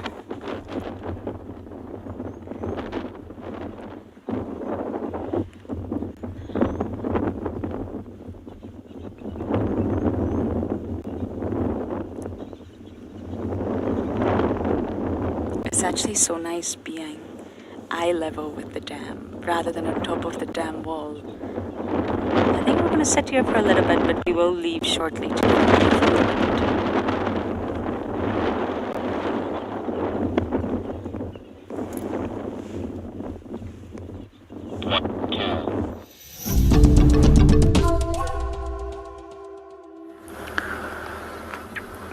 Welcome back to Eco Training Providence. We decided to go and take a short little drive and see what else we could go and find. Knowing that it's incredibly windy, we actually came to one of these open areas to see who is actually hiding in the open so that they can spot potential predators that might try and approach them. As under windy conditions like this, your hearing is also affected, as well as your ability to smell a potential predator. And what we found is a big herd of impala, a lot of zebra, and even some kudu and a single wildebeest bull that has his territory in this area. It's quite nice to see the kudu in the open like this, because we don't normally find them in the open. They tend to actually stick to the thickets. We're also very fortunate over here on Providence that they're very, very relaxed. Some areas where they're occasionally hunted as well, we'll actually notice that they become nocturnal in their behavior, and you never actually end up seeing them.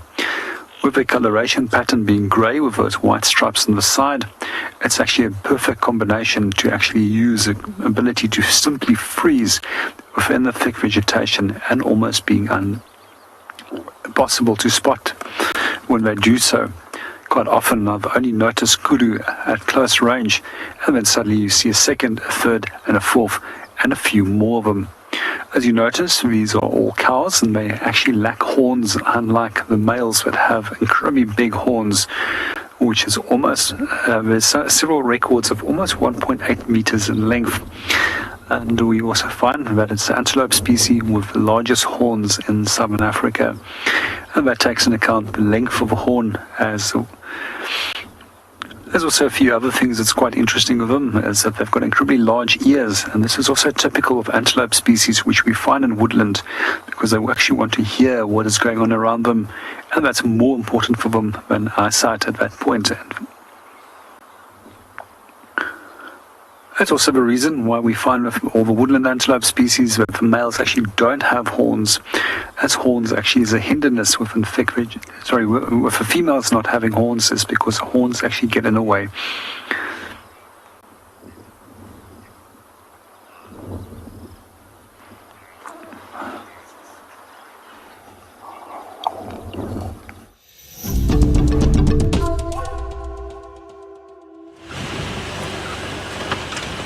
Okay, so I have actually just crossed over the Mulawati drainage line, and I'm going back north. I was coming south along it just to check if there were any fresh signs of any animals. Now I've crossed over and I'm going back up to complete a bit of a loop that I've been doing, because I'm looking for any fresh tracks of any of the animals. And this morning we had tracks of Kalamba and the cubs. We haven't had any tracks this afternoon. We couldn't hear anything from the drainage line. And so what I've done is I've actually moved to a different drainage line just to have a look and a listen along here in case there's anything, even elephants or kudus. Because of the wind, Even some of the birds that we're seeing, we can't actually get a shot of them because they're just moving off so quickly and trying to find shelter. I think it might be the strongest wind we've had in a while. Certainly the only other time I can think of that came close was one afternoon drive in my last stint. We nearly blew away. And this is about the same. So you can imagine the animals are feeling quite nervous. This is hunting weather for all of the predators. As hot as it is, the breeze keeps you really cool, even in the sun. And because it's such a strong wind, it's a massive advantage to things like lalamba, leopards, talamatis, even the packs of wild dogs, because the wind covers the sound of their approach, it covers the smell of their approach, and it makes it easier for them to be active and hunting. So even elephants are nervous. So we are struggling a little bit to find any animals at the moment. This whole section, I think we've seen just a few birds, and they've flitted off pretty quickly. But I'm going to keep checking all the way along here just to make sure, and then I'm going to go towards cheetah cutline and just do a little bit of the boundary to see if there might be anything coming in or out from the cutline itself. It is a very lush and thick area because we're between drainage lines where we are. So on one side you've got a drainage line, and you've got a little bit of a gap, and then another drainage line. So what that means is everything is ultra green, ultra thick.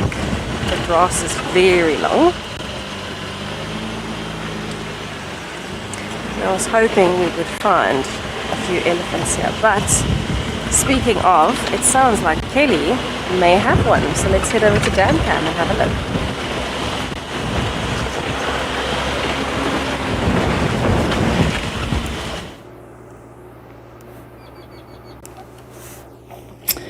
Good luck, Tess.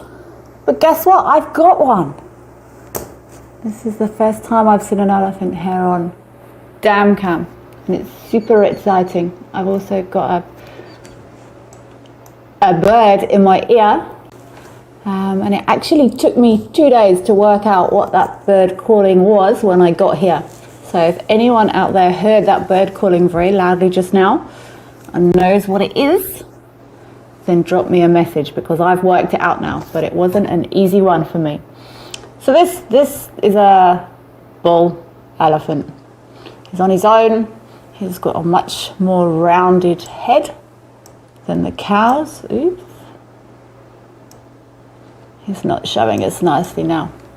And he's stood here feeding on these marula fruits that are dropped on the ground. This is a great time of year. So many animals utilize these fruits. They're full of nutrition and sugar and all the good stuff that these animals need to convert into energy. Also really good for people. Very, very high in vitamin C. I know Lauren loves them. Very good and full of nutrients. You're going to come out, boy. I've actually sat and watched an elephant, and I counted. And he stood and picked up 22 marulas. And he went pick, pick, pick, pick, pick, pick. And when he was at 22, he lifted his trunk like that and dropped them all into his mouth. This guy looks like he's being a little bit more reserved with the amount he's eating at a time. Also see there he's got some secretion from his temporal glands.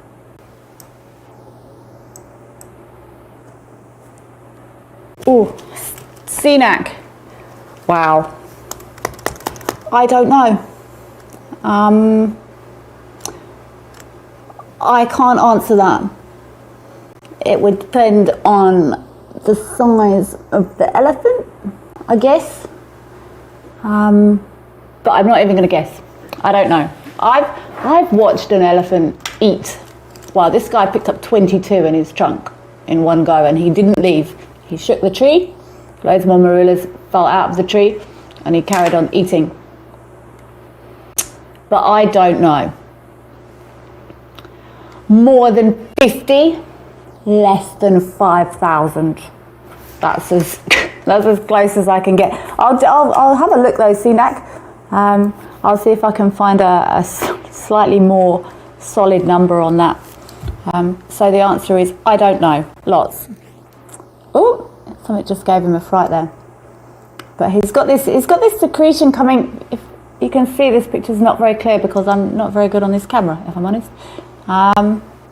He's got a secretion coming out. It's from just behind his eye there, from his temporal gland. Lots of people say, oh, is it must if he's got that secretion coming out, but it's more of a heightened emotional state when you see this temporal fluid. I've seen it in cows, I've seen it in calves. If they've had a fright, or if they're thirsty, or if they've been chased around by a big bull or anything, you can see this temporal solution coming down from the sides there. So this boy, I don't think he's in must, but I can't see his legs, so I'm not too sure. I'm going to carry on watching, and Sinak, I'm going to try counting his marulas. In the meantime, I'm going to go back to Tess, who's still on her bumble.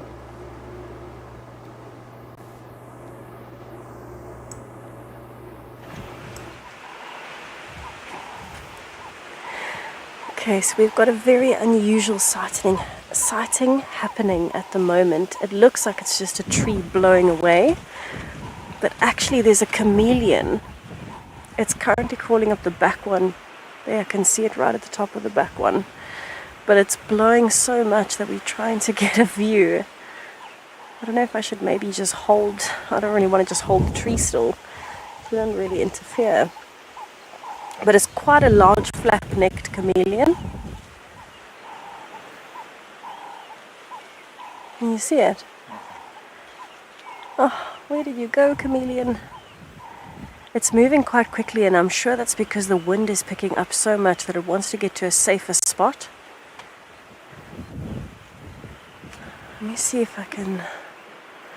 I don't know if I'll see it even if I reverse. Let me try. It's definitely worth it if we do get a view, because we don't often see chameleons in daylight. Oh, there it is. Can you see it, Gert? It's moving from one patch to the other, but the wind is blowing so much. There it is. Oh, brilliant. Well done. Hello, chameleon. Okay, so it's not actually us moving, it's the tree. And at the moment, this chameleon looks like it's found a little bit more of a sheltered spot. You can imagine when the tree is blowing really, really roughly in the wind like this, it's quite dangerous for the chameleon. So I'm sure it wants to try and move closer maybe to the stem of the tree. And it is pretty common to see them in these big bush willow trees because the leaves are so bright green and there's such good cover. So we just got lucky that we saw it in between two patches of leaves like that, and then it moved so quickly when we got here.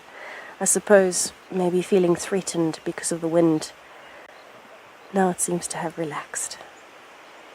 So this is the largest species of chameleon that we get here, and this is a particularly large one. I've been very impressed. I think in total it's probably about more than 20 centimeters if it unwound its tail. But you can really see the quality of those scales there. Look how sharp they are. All along the body, the eye moving. So while it's trying to stay safe, it's also looking for food. And this one is particularly distinct with its markings. Can you see the white stripe going down the side of the body? And the flattened scales on the top and bottom. It looks just like a leaf. Unbelievable camouflage.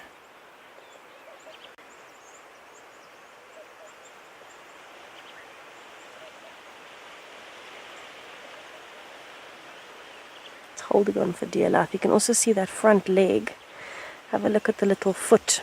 So they have very unusual feet, and that a chameleon is adapted to hold onto trees for exactly this reason. It gets so rough in the wind that they have to have a very solid grip, so their toes have actually fused. The tree's moving so much.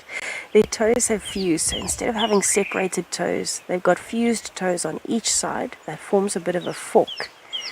And they grip around the tree by closing those toes together. It's 4 toes fused into 2 larger toes. Oh my goodness, this poor chameleon is going to have such a rough day if it stays in that position.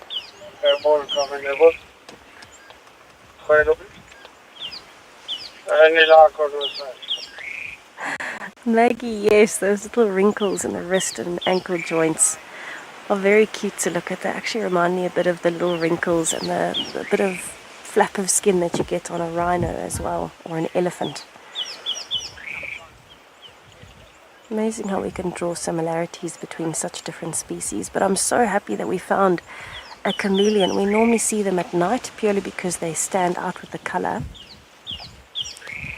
But he just happens to be a little bit brighter than the leaves, and so the color caught my eye in the sun as it was moving.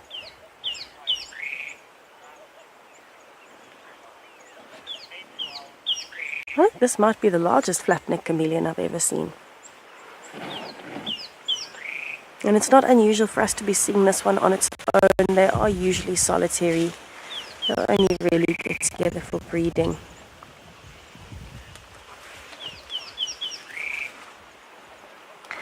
Simon, the only other animals I can think of with similar looking eyes would be something maybe like a few species of terrapin have eyes that look conically shaped. But I don't think any other species have eyes that move independently of each other. If I'm not mistaken, I don't think any other animals other than chameleons have independently moving eyes, but I'll have to have a look and see. Maybe there are some other animals in the world that do that, but we don't really get them here, if there are any. It is so fascinating because it looks like, it actually almost reminds me of the sea urchins, a dead sea urchin, so we call it a pumpkin shell here. It looks just like its eye, the way that its eye is moving. It looks just like a sea urchin's inner shell. But when it moves, it looks so fluid. It's as though the scales are not there. It's as though they're liquid instead of solid. So it just shows how well adapted they are, because they need to be aware of their surroundings all the time. There are a lot of predators that would go for a chameleon. Wow, it's moving again. And that would range from snakes to other reptiles, to birds, and even to small mammals. So it's constantly looking for food, constantly looking for any threats around it, and where it wants to move.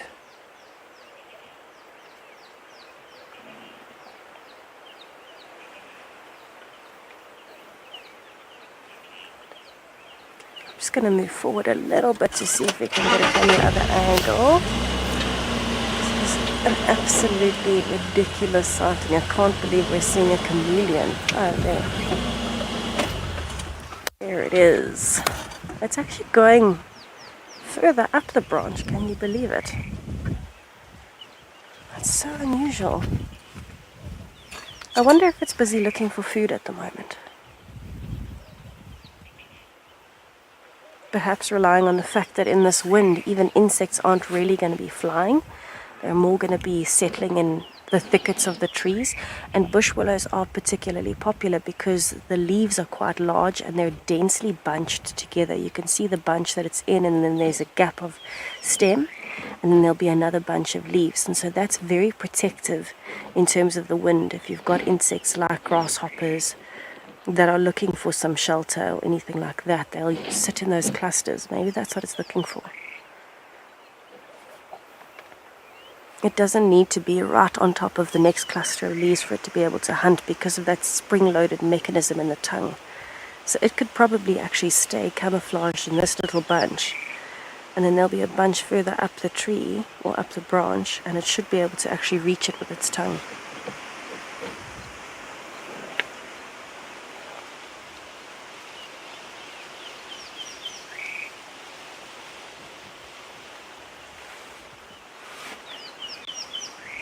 Can't believe how well we're seeing it, actually, even considering the wind, because bear in mind The tree is pretty much blowing away at this point. And this chameleon does not seem to be bothered by it.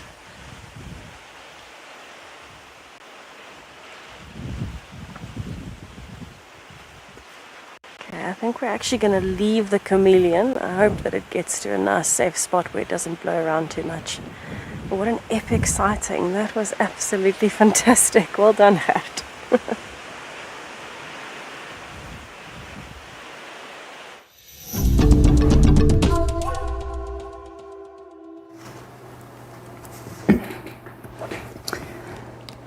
Spending time sitting here, you see the colours change. As the sun moves, the colours get deeper, get lusher. This time of the day, they call the golden hour. Every photographer's dream. Photographers that come to Africa have heard about the golden hour. And the lighting really does make photos come alive. The lighting is everything. It's such a special time of the afternoon. And it changes so quickly. If you see an African sunset, if you time it from the time the sun hits the horizon to the time it's vanished, it vanishes quickly. To be able to capture those moments, those last slivers of light as they come through the clouds and disappear over the horizon. And that's the light that this dam is becoming bathed in now. Despite the wind, the sun is hitting the water beautifully. It really makes the colours pop. And this shadow moves very quickly the closer the sun gets to the horizon.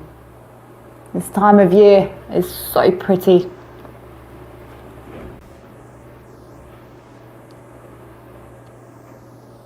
The light on the water, the light on the grass.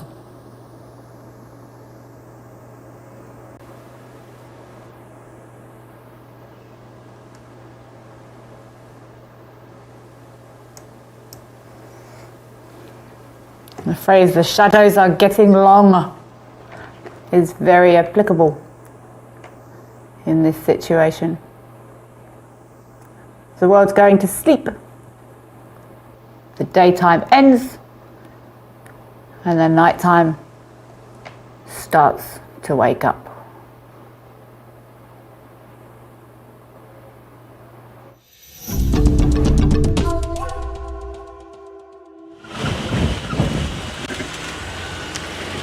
Just carried on from our little chameleon, actually big chameleon, but little creature I suppose.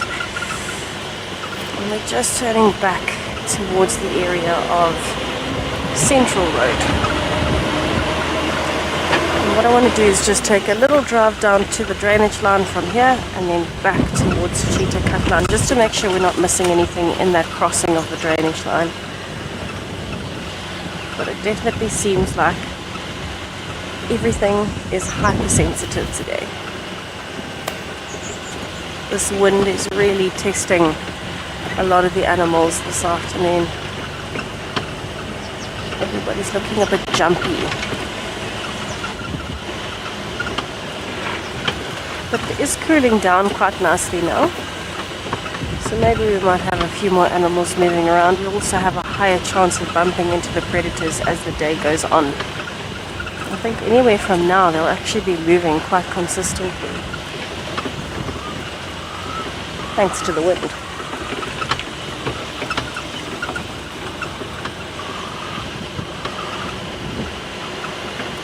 I actually keep expecting to see snakes in this weather, sunning themselves on a termite mound, because the wind will be cooling them off if they're in the shade, so they should be out in the sun.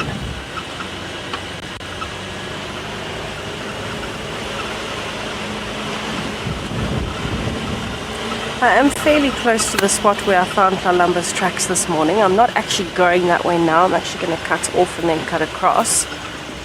but I am close to the area, so if she has moved during the day, there's a chance I might find tracks on this next road.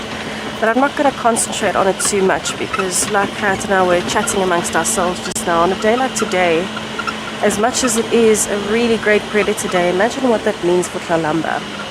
It means that as much as she might be wanting to move around and hunt, she definitely doesn't want her cubs out in this weather because they would be vulnerable to other predators which are more active. So we certainly don't want to add any extra stress, so we're not actively driving around the area where the tracks were.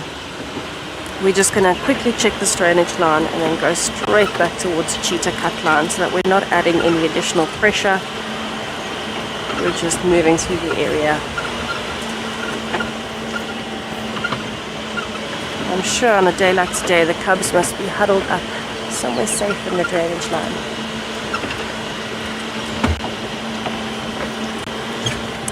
Oh, Vernon. I hope that we do get to see Tlalamba and her cubs sometime soon. I don't think it'll be on a day like today, to be honest. Maybe she'll surprise us, but with the wind the way that it is, I think she's going to have them very nicely tucked away. Safe from the wind, safe from the rain if it does come later, because there is a storm building in the distance. It's safe from everybody else as well. So I somehow feel like today is not the day for Tlalamba. But finding fresh tracks this morning, it is always enticing. We do want to come and just check the area in case she is somewhere obvious, like in the road or up in a tree. But it seems like she has hidden them very well, and it's a good thing. It's what we like to see, actually.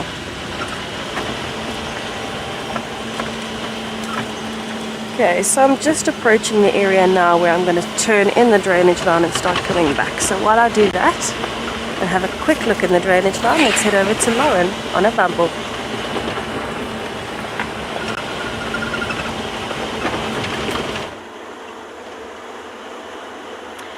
We've had just the most wonderful time on Chitwa, we really have. But now we're going to go back, check the hyena den, and just check every mane. We're worried about that cub and just see what we can see and pick up on the lion activity. But if you have questions, and just see what we can see and pick up on the lion activity. If any of you do have questions for Shirley, you're also welcome to ask them. We're just having the most loveliest drive. The wind, I feel like it's died down. I don't know if I'm imagining that. It feels like it has, for sure. But we've seen lots and lots of Ellies all day. Cheetah plane station going. Claire? Sorry, just you're giving an update. What's that? We're trying to, my old radio, Wendy's old radio, used to scan all the stations so you can pick up keywords. This one doesn't.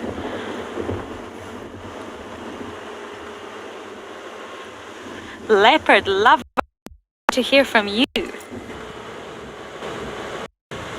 Leopard lover, good to hear. Elephant. Wonderful. Shirley said it's wonderful. What do you see? More of them. Oh, kudu. Shirley spotted us a kudu. Leopard lover. Do you know there are moments where, oh my goodness, see his horns. It's a big boy. Have you got him on? Or have I positioned horribly? You happy? Yeah, we could. Okay. To be close to an elephant like the bull we just had eating marulas, it's also quite breathtaking. You have this moment where that is a huge animal right next to the car, and although we were watching him very carefully and his body language was absolutely fine, there's a moment where you just feel engulfed in their energy, and it really makes you feel small, not literally but metaphorically. Absolutely. But you feel safe on a safari vehicle. Yeah, we feel safe, but there's just this moment, this connection, when I think it's an energy thing more than anything, leopard lover, where you just feel very small. And I am small, and Shirley's also small. We're very petite ladies, but I don't mean in that sense. I mean, you just realize there's more to the world than humans. Yes, it's their space. we're invading it. Word. And you have to respect them and give them the respect and space that they need if they want it. 100%. It's their world. That's right. And we were also just talking about the Maldives, and every time you jump in the ocean, can you see him on? He's still there, right? No, he's moved off. Oh, I didn't even know. I've not got a monitor. Sorry. Let's keep bumbling. Every time you jump in the ocean, it's not your realm. If a shark attacks you, which is very, very, very, very rare, I can assure you, people die each year a lot more from coconuts than they do from shark attacks. And when you jump in the ocean, you're entering into their realm. And when you're here, this is the elephant's realm. We're just visitors. Yes. And lucky ones at that. So for now, we're going to send you guys over to JP.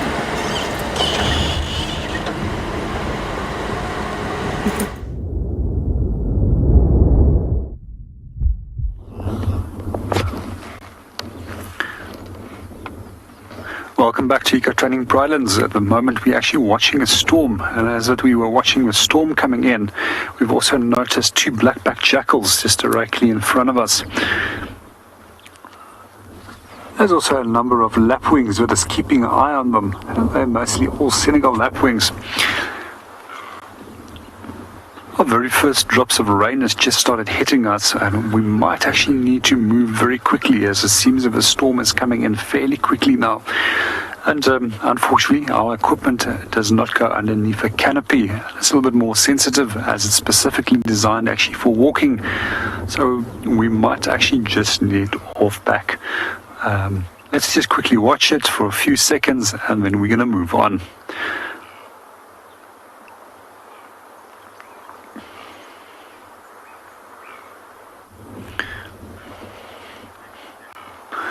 For me, it's absolutely stunning to look at storms. I just love them. And I always love it when it starts raining, because everything becomes rejuvenated.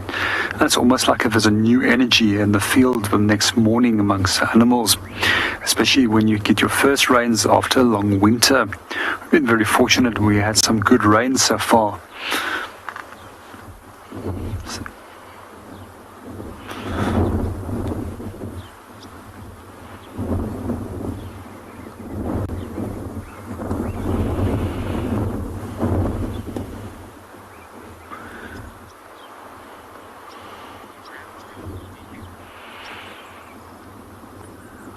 Well, I think this is going to be pretty much that from the Pridelands team. We're going to wish you all a wonderful evening, and I hope for the Juma team that they can stay dry.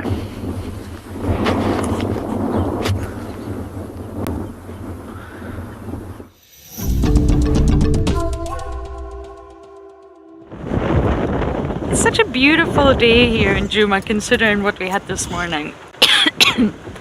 Excuse me, I think I just swallowed some dust. Sorry, it's not very pleasant to hear me cough. I may need to have a little sip of water. What terrible timing.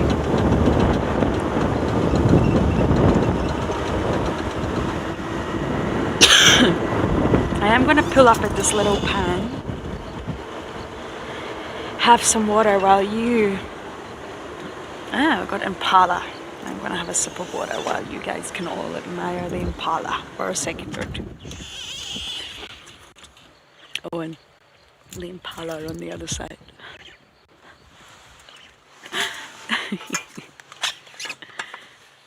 Oh, there's a warthog too.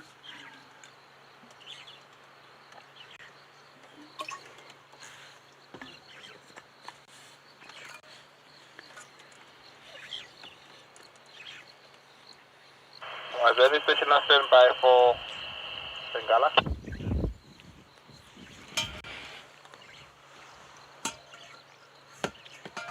Jordan.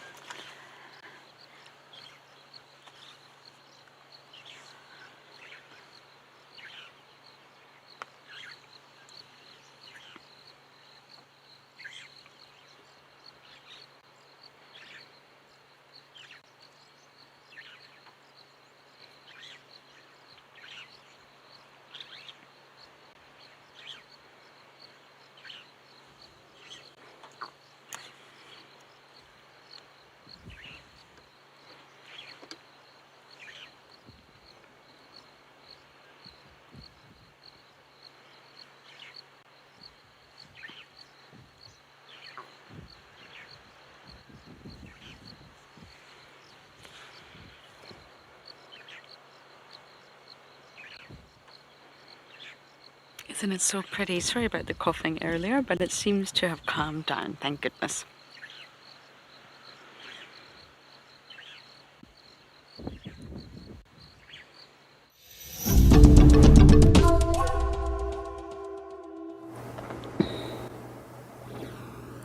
So the sun is slowly dropping,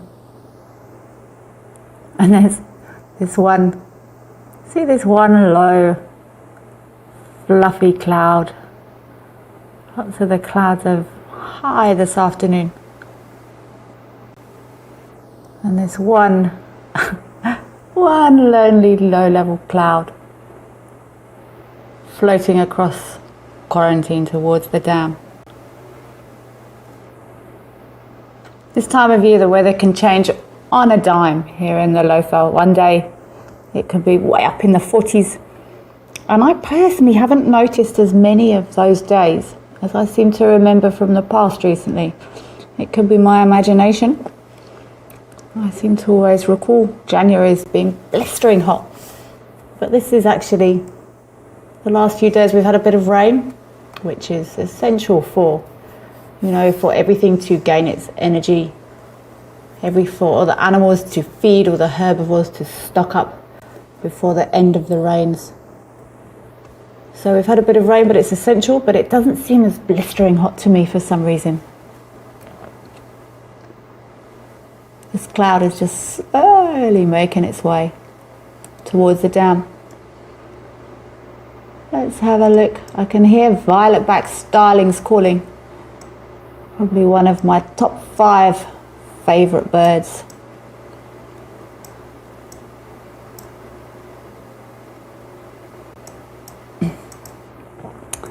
Jeannie, have I ever heard of big cats hunting other big cats? Yes, but it depends, as with everything, it depends what you call hunting. Hunting for food, it's not unheard of. It's quite unusual for carnivores to hunt carnivores purely for food. It does happen sometimes. I've seen several times a leopard with a civet or a genet as a kill. So they're obviously not strictly herbivores. But for a lion or a leopard to think, right, I'm going to hunt this other big cat for food, it's just not normally how nature works. I have heard of a lion hunting a hyena and eating it, but that lion was quite old, so maybe it wasn't fast enough to catch its normal prey. Hunting to kill them, often. They're competitors. The big cats, carnivores, they all compete for food, and they're all a threat to each other and each other's young.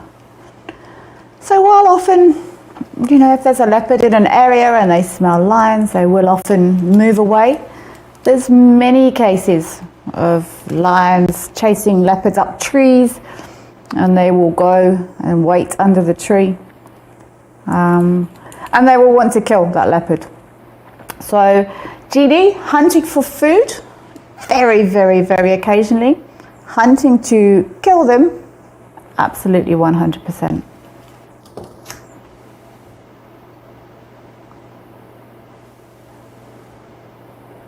This wind has been blowing for the last few hours actually, while I've been here and it's cooling down, and we're getting some beautiful sounds out of these hippos now. Such an iconic sound, those hippos. I think I read somewhere it can get up to something ridiculous like 125 decibels. Don't quote me on it though, but it's super loud. It carries long distances. Often when it's windy like this, sounds will be blown away. But on very, very still nights, when you get these sounds from these hippos, such an iconic sound of Africa.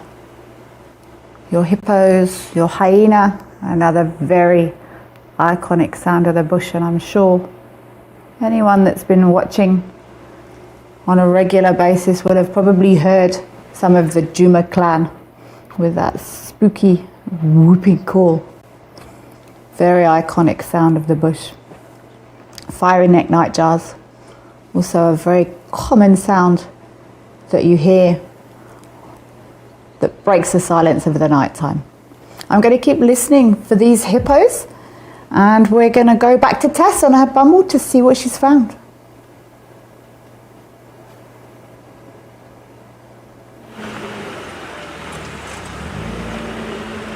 There really are so many iconic sounds for the bush. I think it differs for each person, but I think there's definitely that common theme, like Kelly was saying, hippos, hyenas, fiery neck nightjar. I think I would also add, if you can get lions roaring, beautiful. But for me also, African fish eagle. That sound, you know, it's such an iconic sound. And maybe also a water thickney. You often hear those at night. Definitely iconic sounds. I feel like there's iconic colours, there's iconic species, so many different things. And I know Kelly was talking about jackals earlier as well. And Lauren was also saying she's seen one. I actually saw one last week. I was very lucky. Well, it was actually during this week, but in the last week I saw one. When I was with the Talamatis, when they were on one of the Buffalo Hills, the one next to the dam. I saw a brief, when I say brief, I mean literally fleeting few seconds of a jackal running over the dam wall, and it was gone. And it was a side-striped jackal, not even a black-backed jackal. So they're usually a little bit more rare. So I'm actually taking the road less travelled at the moment. I'm doing a road called Hyena Road. It's got some nice little mud wallows and things along it, and it heads straight up towards the boundary so that I can do cheetah cut line from the top. Back in the north, update. Woman got one my daughter the 6 more people. They just all. Oh,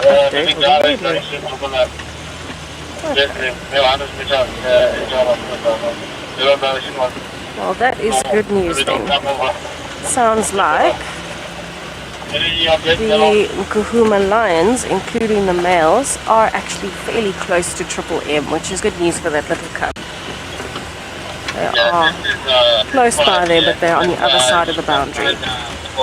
So some good news. Yay.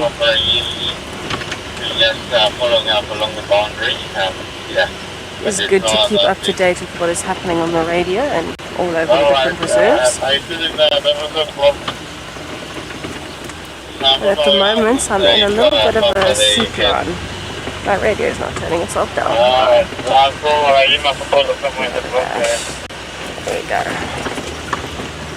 So I'm in a bit of a transition zone at the moment, looking for elephants between the drainage line thickets and the clearings on top of the crest on the boundary. And I'm moving through a seep line, and it's getting more and more open as I go, but this road in general is very thick with vegetation. And so we do take it very, very, very slowly because you don't want to miss anything just because it's thick. But we have been seeing a fair amount of hyena tracks, and I think that's also because we know the Talamati's tracks this morning. We're going up Mvuba Road towards Buffelshoek, and now Buffelshoek is straight in front of me. The cut line is coming up very soon. So you probably find the hyenas have been moving up and down following all the different lion activity, because there has been so much lion activity in the last few days. It also means the hyenas would have been a lot more active. And we'll be seeing them further and further away from their normal positions.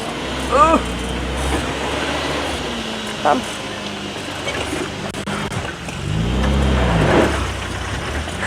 Chase, yes, actually, that is very good news for the cub, is that the pride definitely will go out of their way to look for the cub, especially if they can hear that contact calling and they can smell a bit of the scent. If they do realize they are missing a cub, they will go back and look for it. And it does sound like they are slowly making their way back towards Triple M, back towards that boundary. So they were on Gowrie Main, and it looks like they're moving that way slowly. And they'll probably pick that cub up somewhere along the way, because that cub was also moving west. Oh, okay, Buffels have cut line. Back to a smooth road. Exciting stuff.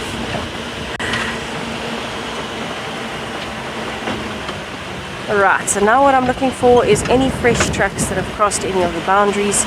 But as we go through each dip as well, I'm just checking, because the drainage lines can sometimes block out a lot of the crosswind. They funnel wind, but they can block out a lot of the crosswind, which means some animals do like to hide in them, which is exactly why animals like Lalamba will choose a den site in a thick or a dense drainage line with steep banks. And I'm sure her cubs are very safely tucked away this afternoon for exactly that reason. I know Kelly was talking about predator on predator interactions, and that's exactly what Lalamba's trying to avoid on a day like today. So it is good news that we're not seeing new tracks. As much as it seems like it's not good news, it is fantastic news, because she's doing well as a mum then. And that I can respect 300%.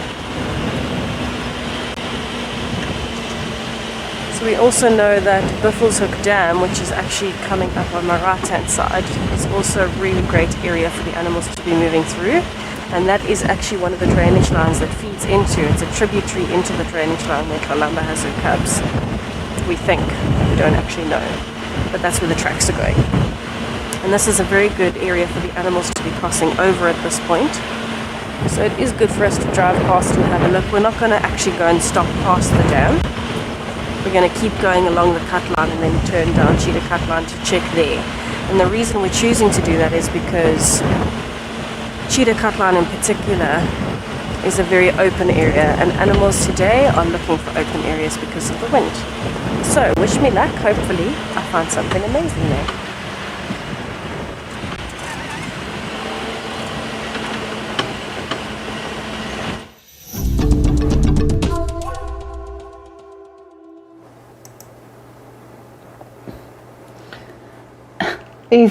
These birds are really struggling this afternoon. I've just watched this. I think it looks like a birch was starting. Tried 2-3 times to land on this branch, and it kept missing because of the wind. It throws these birds off balance. I'm not even going to try and follow this guy.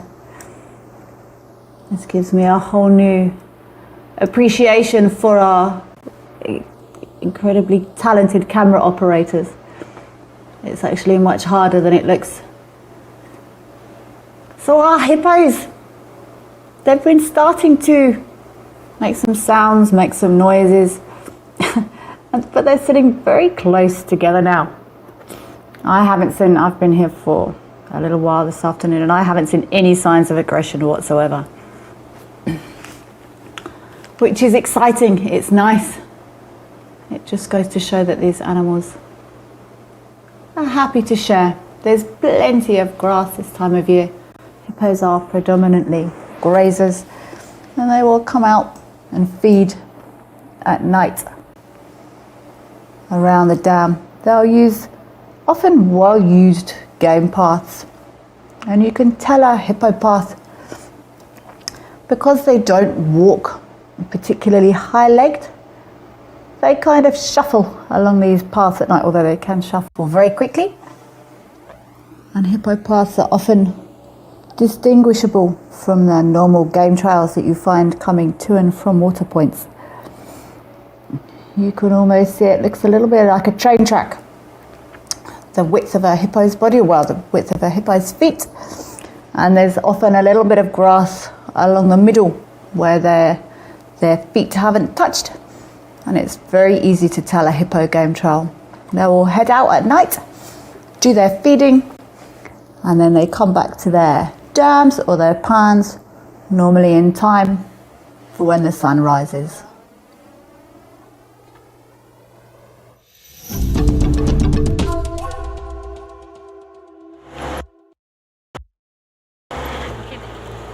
Located, I think Tess might have mentioned that. we got told, well, we got asked, sorry, by the Western Channel to check on the cub, and we just checked. He's still there. I say he, I don't know if it's a he or a she. If any of you did get the gender, please let me know. And it stuck in the thicket, sort of just nestled there and not really moving. So I guess it's a good thing that,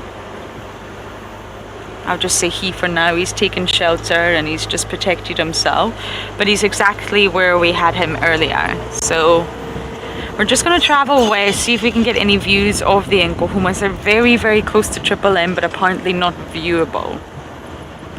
But they might get mobile, and I guess I'm worried, as we all are. It would be nice to actually spend time with them and see if they call, he calls, and see if they end up meeting. I don't know, very confused.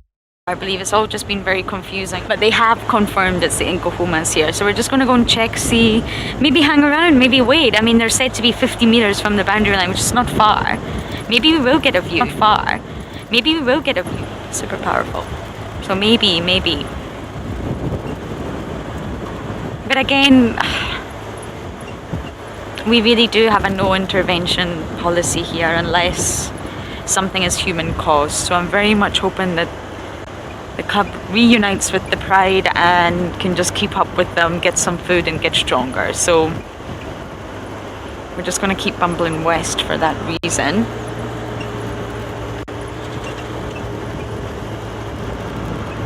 But everybody on the radio is also a bit worried. We all worried. We all care. But let me just check the time. Okay. Lions should be getting active soon. I say should. They're lions after all. But it's 6:15. It's getting a lot cooler. The sun's going down. I can even feel the chill. I really just hope that they start getting mobile. They come this way. If they come this way, we can follow them. We can't go into Arathuz, I'm afraid. You can, though.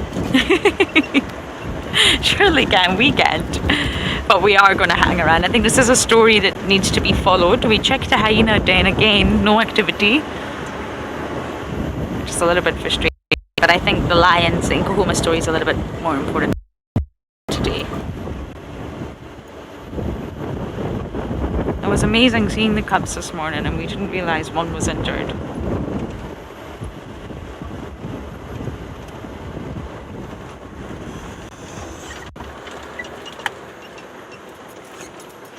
It's always worth checking when you come to one of these junctions. Just check for tracks, see if anyone's crossed.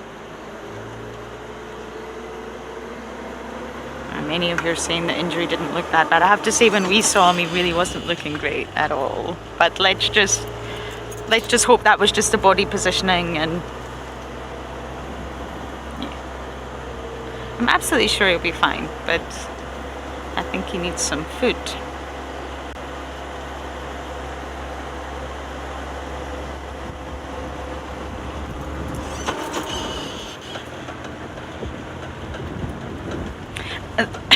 My goodness, lions love boundary lines, so I imagine they are going to pop out onto Triple M. I'm envisioning that they're going to come this way. Okay, so we are going to try and follow up on this Nkuhuma story, and I believe JP is on the move.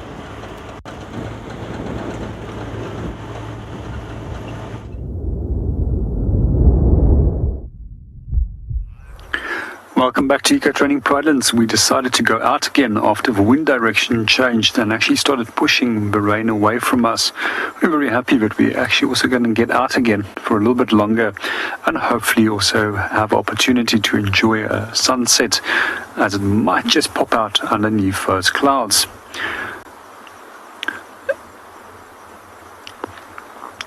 So quite often when it does come to weather, I actually do enjoy storms a lot. There's something that I really love about electric storms. And when it does come to safaris, I actually don't mind getting wet at all. It's only when you've got incredibly hard rain that it becomes very tricky to see where you're driving, as well as to focus on finding animals. However, when it's soft rain, I find most of the time that animals are still active and don't take cover. But with hard rain, you'll normally see something moving underneath. Once or twice, I've actually seen baboons sheltering on the downwind side of trees to actually stay dry during rainstorms. That's a trick that we were also taught. If we are stuck in the bush and you want to remain dry, just go and stand on the other side of a tree and crouch, and quite often you do stay dry. However, if it's exceptionally hard storms, it doesn't always work so well. There's a few things about weather that I don't like, and that's being stuck out here when there's hail and lightning.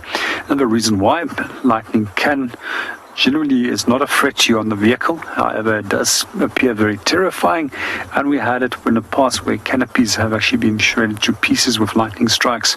But with hail, it's just plain unpleasant and painful. I can remember many years ago, I was doing a transfer and I dropped off my guests at the airstrip and I was driving back towards camp.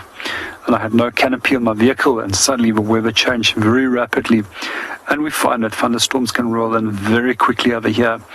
And the next moment, I started being pelted with hail. I eventually had to stop the vehicle and actually go and lie underneath the vehicle in the mud to protect myself from the hailstones, which is almost 2 to 3 centimeters in diameter. Luckily, it didn't do any damage to the Land Rover, as the Land Rovers are pretty hard vehicles.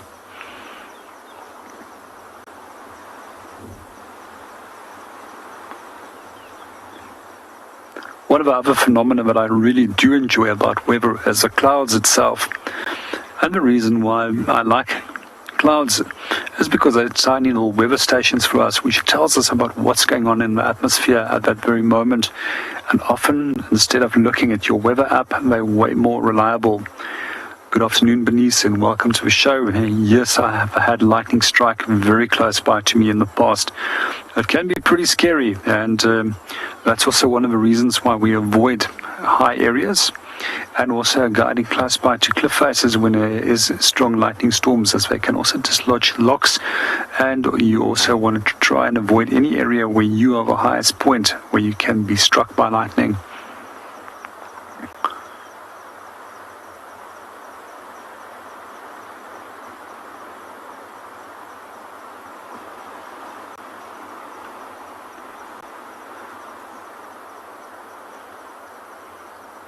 It's actually beautiful to watch how the colors of the clouds are starting to slowly change as the sun is actually popping through the clouds at the moment. While we sit and watch our sunset, let's go and see what Tess is up to.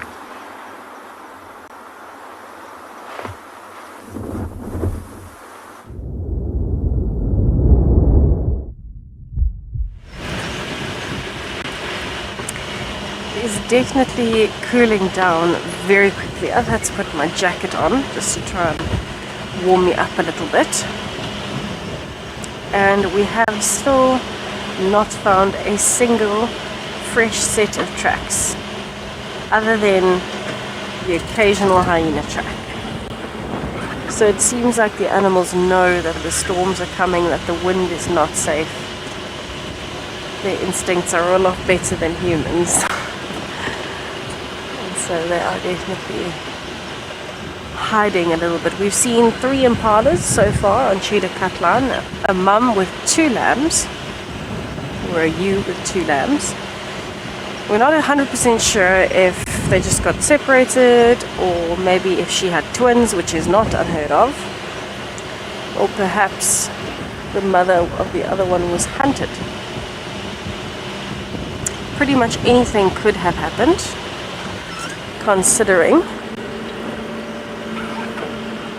I got excited. I thought that might be a drag mark, but it's from the elephant's trunk. But you can imagine on a day like today, everybody is just so nervous to be out and about. So those impalas lasted about 2 seconds out in the open, and then they disappeared again. So at this point, we're pretty much looking for any signs of some of the larger animals. Even the birds have been fleeting this afternoon. Listening to JP's story about the hail sounds quite intimidating, I must be honest. I've been through a few scary storms here, and we've also had to use a vehicle once to hide underneath. But it was not the easiest, I can tell you that much. It was not the easiest to hide under the vehicle when you've got guests with you. One of those freak storms, a flash storm that just comes in out of nowhere.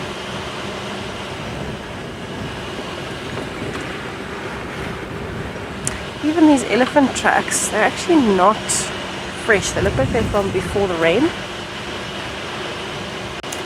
It definitely seems as though everybody has stopped moving for the day. But I am hoping, especially now that it's starting to get cooler, maybe those lines will start moving and head towards that little cup. Hopefully we get to find out a bit later.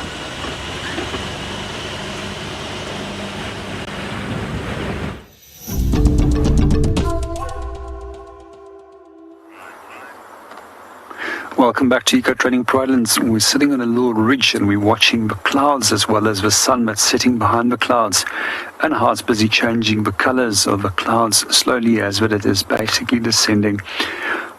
At the same time, we're also listening to a number of different sounds in the background. There's some crested francolin that was calling, and you also might hear the soft chirping of crickets in the background. So from here, we're just going to do a silence moment and allow you to enjoy these different sounds and the beautiful sunset that we're experiencing.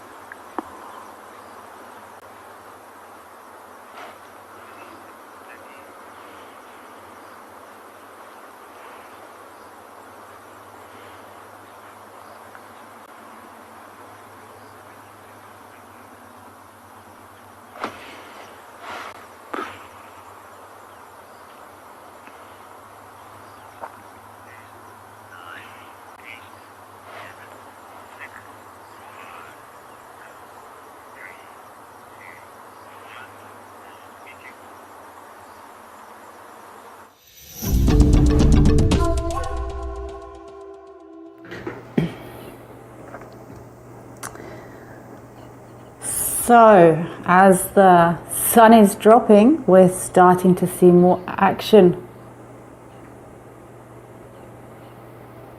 from our hippos. We've seen some yawning, and who I believe to be the male has just stood up and shed dung and splashed it around with his tail, which can be a sign of courtship in hippo society.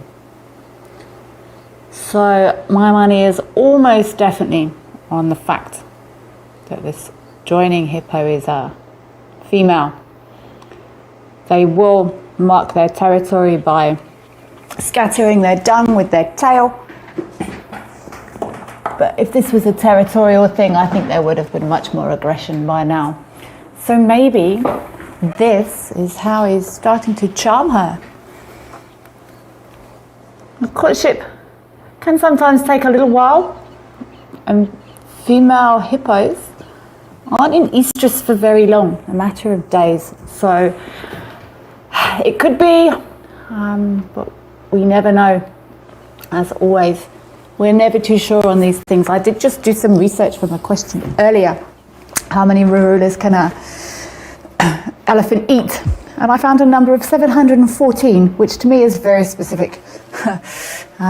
So everything is always debatable in nature.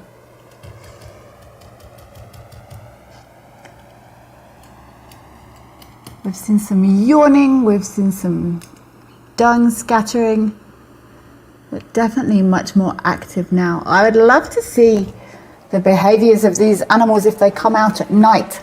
Do they come out? Do they go feed together? Does one stay in? Well, they can't. They must both go out and feed. Does one go out first? Does one go out second? Do they go and feed together? Do they go in opposite directions? But this is what I love so much about the bush. There's still so many secrets. There's still so many things that we don't understand, that we don't know.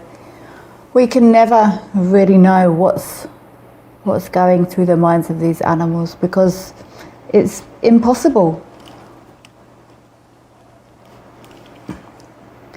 Ian, I could not agree more.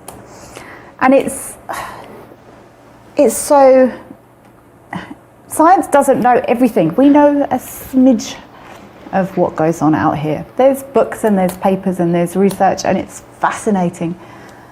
But we never stop learning. As a guide, I'm sure all the other guides on the team would agree. Every single day we see new things. We get asked things that we don't know the answers to. And that's the joy of it. You know, we're learning every day, we're learning new things, we're sharing what we do know with other people. You never stop learning. Nature never stops teaching us things, and not just facts, but teaching us things about ourselves. This is what keeps me coming back to this job and this work. It never ceases to amaze me, Ian. I agree 100% with what you say, and what a joy. What an absolute joy to be learning every single day from nature. We know so little. Oh, I see bubbles. Oops. Ooh, whoops. Let's go back over this way. Sorry. There were some bubbles happening here. And this bird, this difficult bird that had me stumped, is still calling in the background.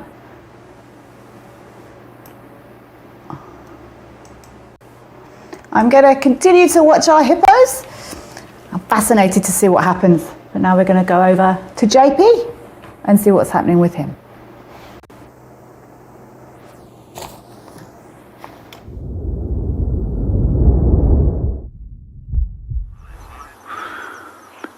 Welcome back to Pridelands. While we're enjoying a beautiful sunset, I'm actually a little bit envious of Kelly enjoying the hippos. I just love watching hippos.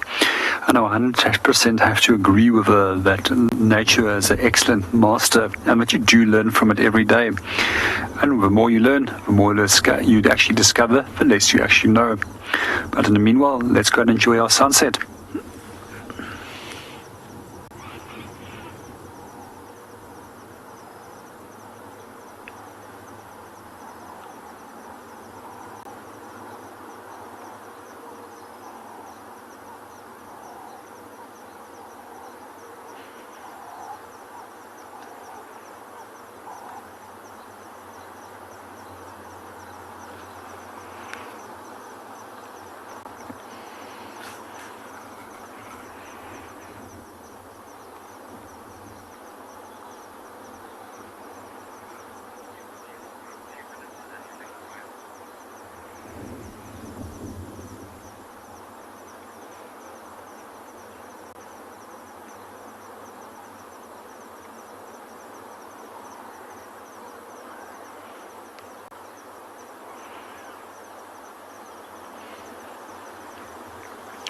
It's just amazing to watch it, how it's slowly changing in color the whole time.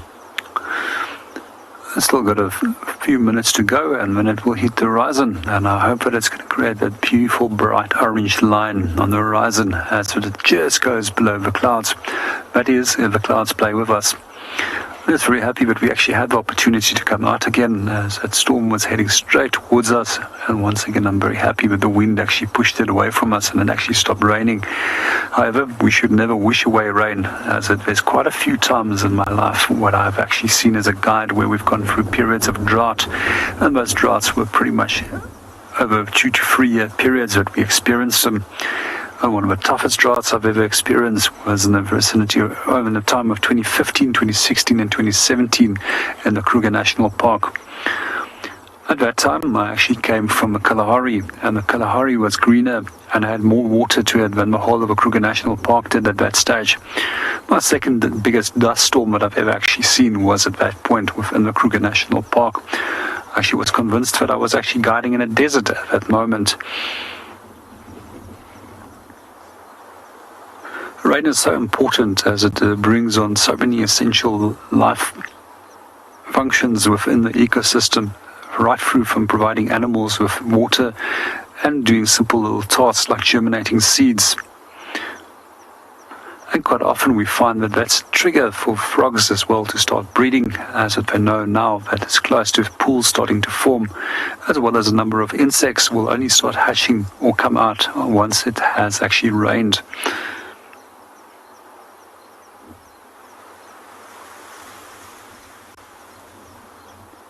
Just as we often think of droughts and dry times as being incredibly destructive, they also have a purpose within the ecosystem, as that they actually work as natural selection tools. And they're basically removing the sick, the weak and the old, and allowing the very strongest of the individuals within that specific species the opportunity to mate. And once again, the offspring of that specific group of animals tend to always be a little bit more resilient and more adapted to those conditions. Within the savanna system in which we guide, we find that these droughts will often come into the form of short little cycles of 6 months high rainfall, followed by 6 months of low rainfall. However, the real big droughts, they come on average between 7 and 10 years, followed by 7 and 10 years of high rainfall. While we sit and enjoy our sunset, let's go and see what Lauren is up to.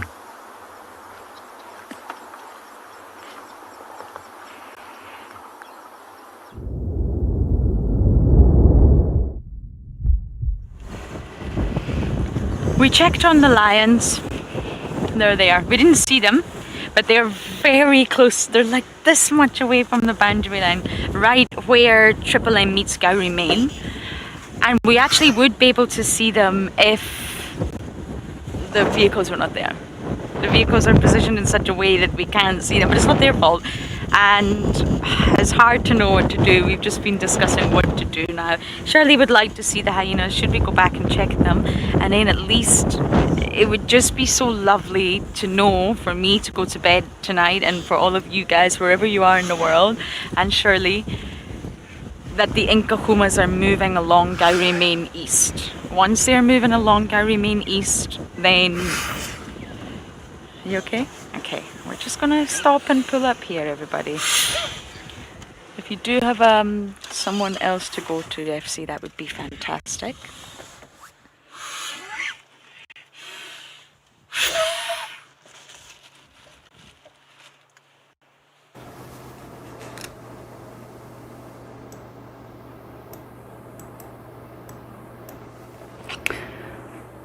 So I think JP's been watching the sunset. I've also got it breaking through the clouds here at Damcam. I'm trying to keep half an eye on these hippos. Oh, we've got a nose. But the sunset is indeed pretty this afternoon. Peeking through the clouds. I once saw an image somewhere, I can't remember where I saw it, but it said, I forever want to be that girl who gets excited when the sky is pretty colours. And I couldn't agree with that more.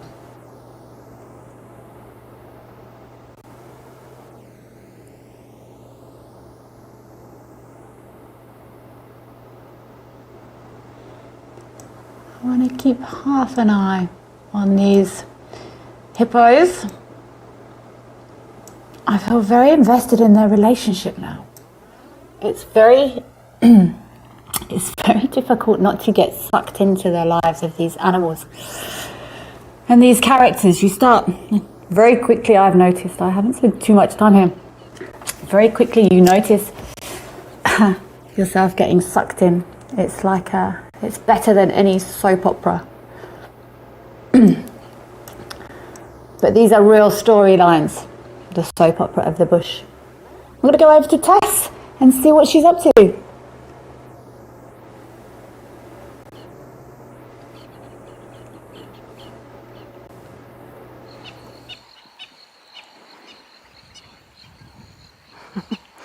Yes, it certainly can be quite tough. I am absolutely amazed, everybody. It seems like I have found the most relaxed warthog on the whole property. I think this is the longest I've seen a warthog in frame for a very long time. And he's actually relaxing with a small bachelor herd of impalas. And he's actually just next to twin dams at this point, so I'm wondering if this is part of the resident pair of warthogs from this area. He's got some decent tusks on him.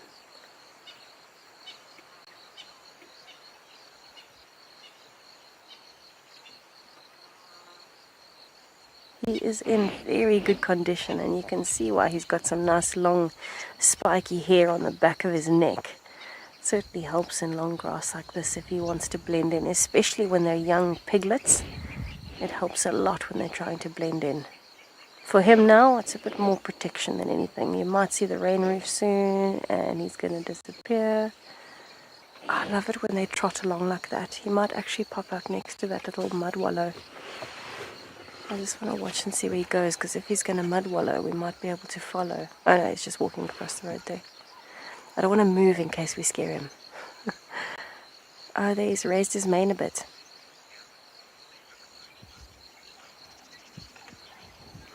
Gavin, they look tough because they are tough. Have a look at how he's raised that mane up, looking all manly and very chuffed with himself. And warthogs are actually formidable with those tusks.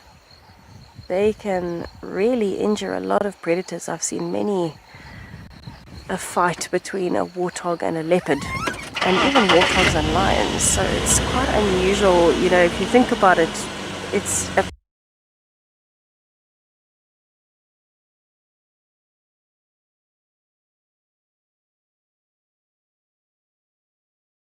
and is they can even attack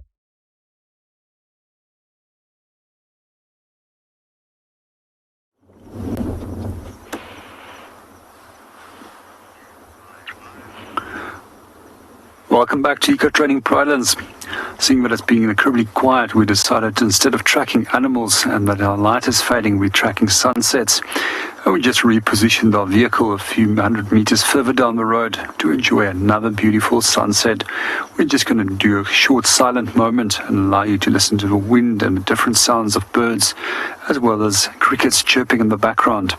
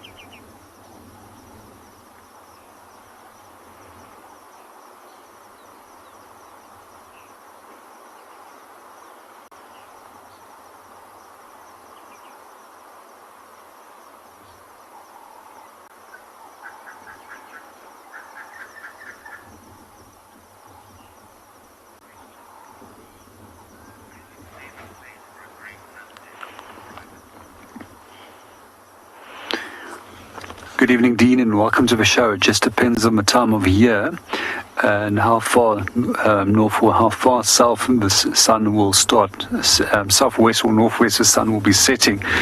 And during the winter months, I love Ndlovu Dam because it actually provides a very spectacular sunset. However, here from late September, you start losing that sunset over there. Then also on the eastern Rocky Ridge, there's one or two spots which I really like. And then further as you go west, I really like to do sun sunrises at Kilikopi, as well as sunsets at Kilikopi as well. As both of those points actually have also a great view over the Drakensberg Mountains. And if we have a clear day without clouds and you have a beautiful sunset with that backdrop of the Drakensberg Mountains, that's perfect. But also when you have good clouds, and the clouds is not covering the entire sky like we have this afternoon, it also creates very spectacular sunsets. I just love watching how the sun goes down and how the colors start changing. And sometimes you're in for a great sunset, and sometimes not so great. But not so great sunset is still a great sunset for me. Thank you, Galabi. I will let Darby know that you have just commented and complimented him on that beautiful sunset that he just captured there. Darby says, thank you.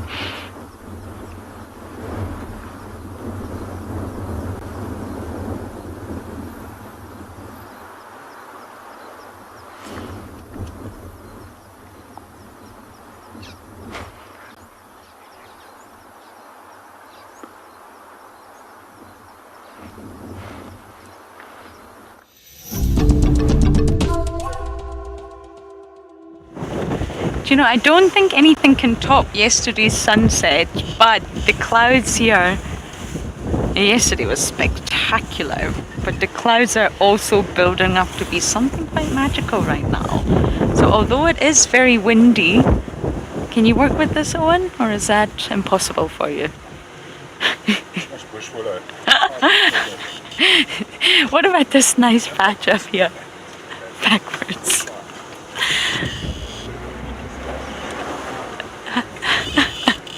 My cameraman's shouting at me, telling me I need to go backwards.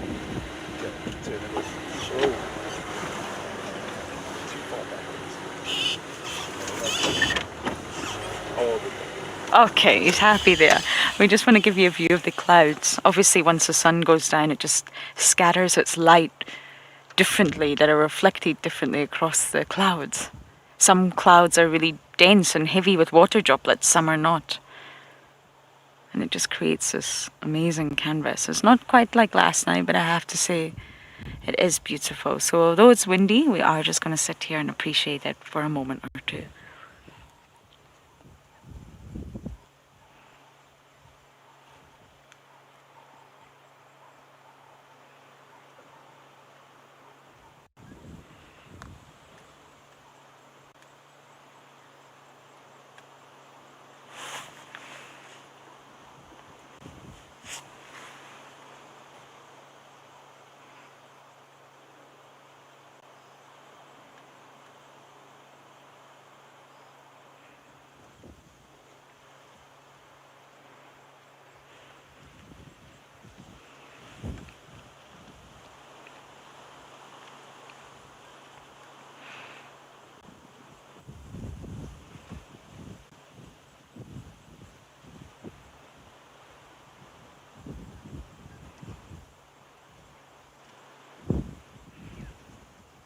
Isn't it beautiful?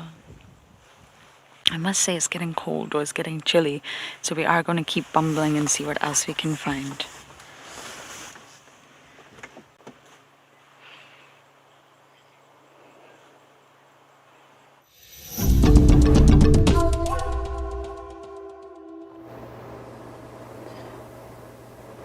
So, this dance continues. These hippos are almost nose to nose now. And I'm fairly sure whether anyone is welcome to correct me. I think this is that big boy on the right, and then if this does turn out to be a female, this wouldn't be two bulls this close without bigger arguments. It can't be. So let's say him and her. And we've got a spectator in the foreground. Beautiful grey heron just flew right above the tops of these two hippos and landed on the shoreline.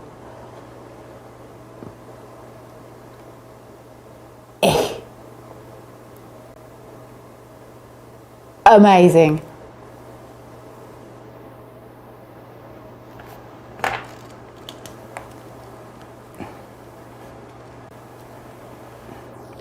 Texas tweed.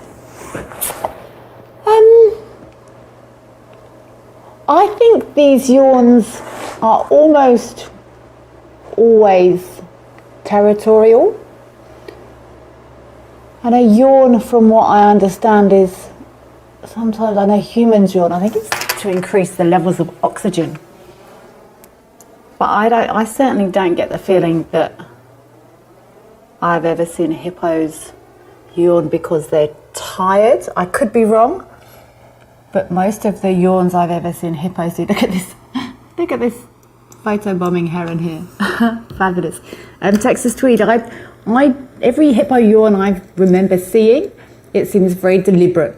So whereas humans, I think, will sort of absent-mindedly, and yawn, a hippo has to make an effort to yawn. He has to come up and he jiggles his mouth about and he opens those jaws and he opens them wide to show everyone how big his tusks are.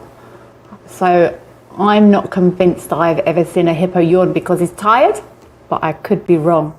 See, they've given each other a bit more space now. Are hippos...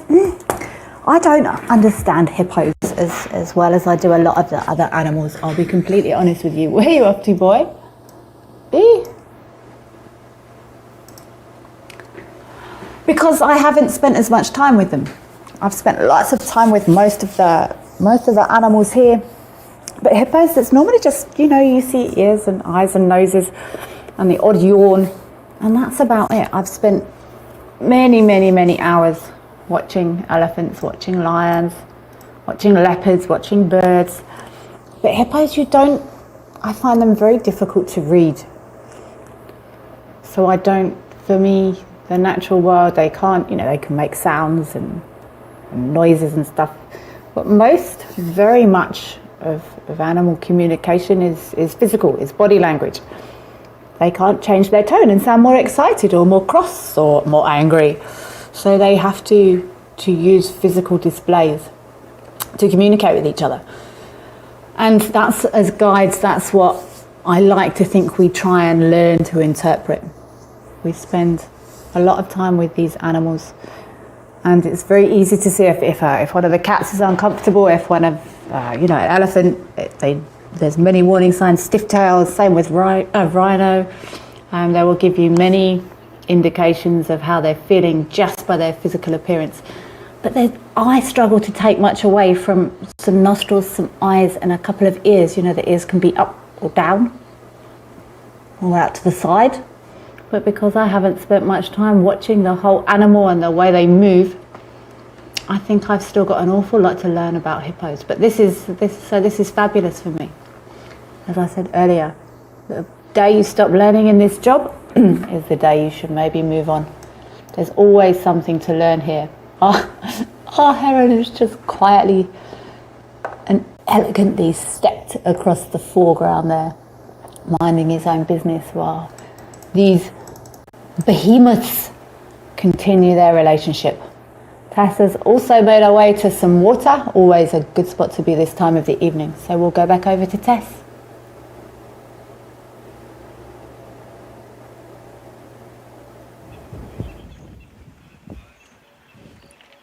It sounds like there are some very interesting interactions happening there at Gowrie Dam. Goodness gracious. We've actually just arrived back where we started this afternoon at Treehouse Dam.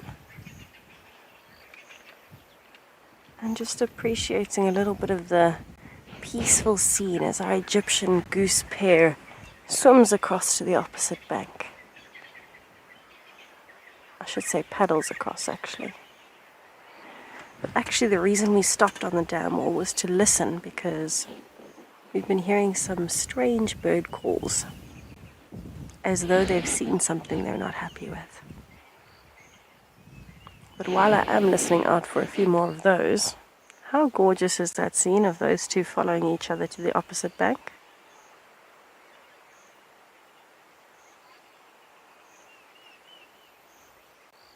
They're actually calling in unison now. Have a look how they throw their heads back as they're calling. They're trying to accentuate that sound, make it echo. Wow. And off they go.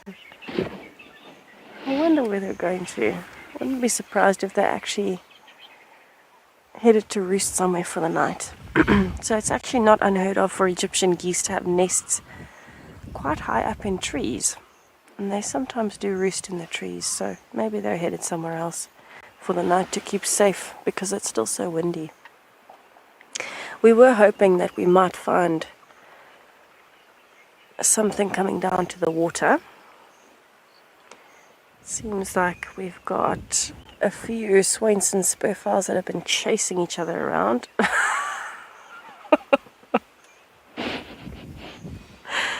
Oh my goodness. There's a lot of territorial fights happening today. This is the second pair of Swainson spurfowls we have glimpsed chasing each other. Oh, look how it's puffed itself up there. So you can see there's another one on the left. So it seems as though the male has been trying to intimidate another male and now it's come back. How strange. It's almost as though he's standing with his chest puffed out. He fluffed up his feathers to make himself look bigger, and he was having none of the other spurfowl's nonsense. Standing looking very proud.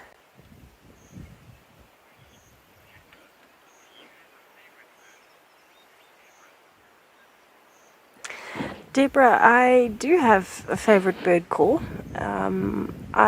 I'm one of those people where I have a few and they're kind of competing with each other. But I think overall my favorite bird call, I think the most beautiful one is probably something like a white-bellied sunbird. It's such a melodious, very high-pitched tinkling song.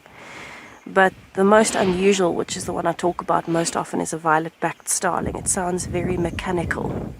It sounds like somebody's been grinding gears on something and something's gone a bit wrong.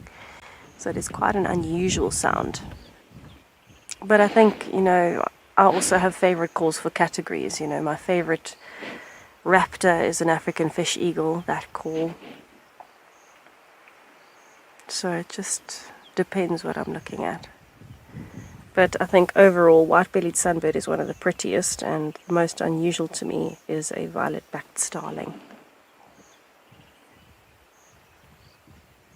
I also do like a black-crowned chagra. It sounds like it's having a conversation with itself in two minds. It's always been very entertaining to me, because I constantly talk to myself, so maybe it just reminds me a bit of myself. I ask questions and answer them.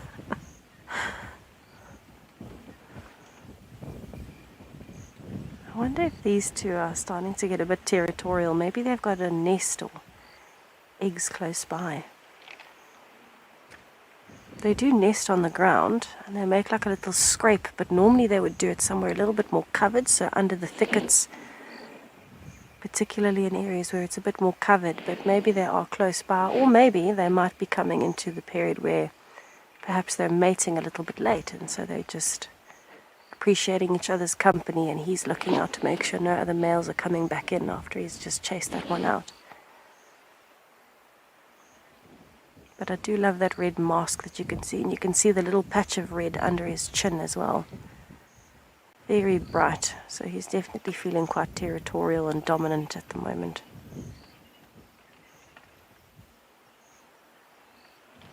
The female just looks as though she's a bit cold. And I don't blame her, we are quite cold as well.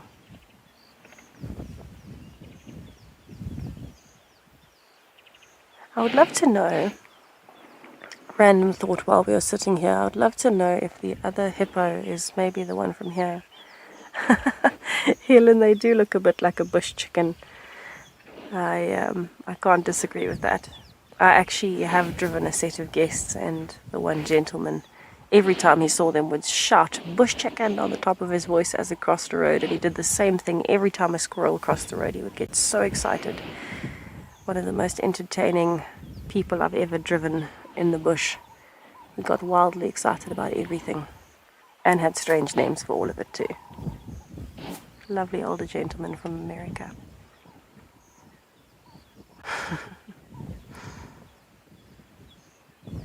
Now we're starting to calm down. Have a look at that. He's kind of taken himself down a level. He's low to the ground again. He's not sitting with his chest puffed out anymore. So I think he has relaxed. There you go. He's relaxed enough to start preening.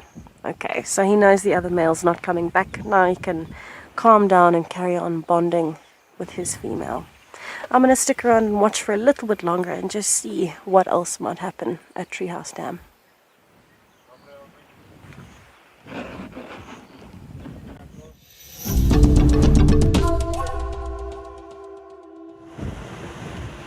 We're doing our last loop past the hyena den, my favourite place on the reserve.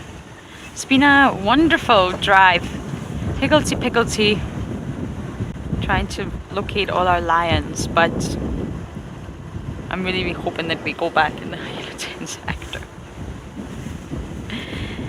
If not, by that time it might even be dark. We're getting to that time of night where the spotlights will soon be out. And there's a storm rolling in at a property that's about an hour's drive away. Makes me think we're also going to get hit by it too, but as long as it happens when I'm tucked up in my bed, I'm okay with that. We've been hit by a lot of storms on this job. My worst was definitely the Masai Mara. My goodness. But we do get really bad ones here too.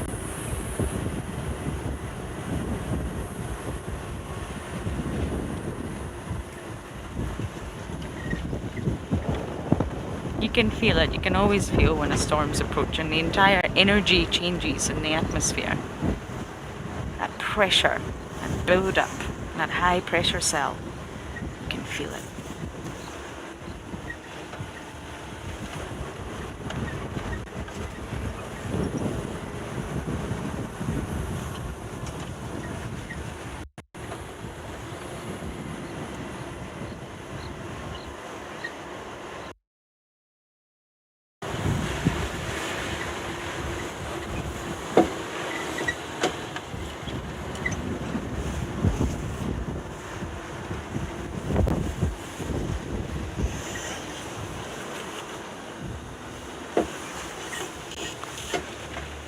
I'm just taking a really easy bumble because this road is bumpy, and I'm really hoping that den will be active.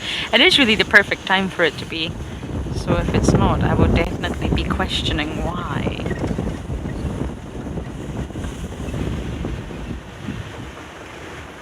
Okay, so wish us luck. We're about 1 minute out from the den.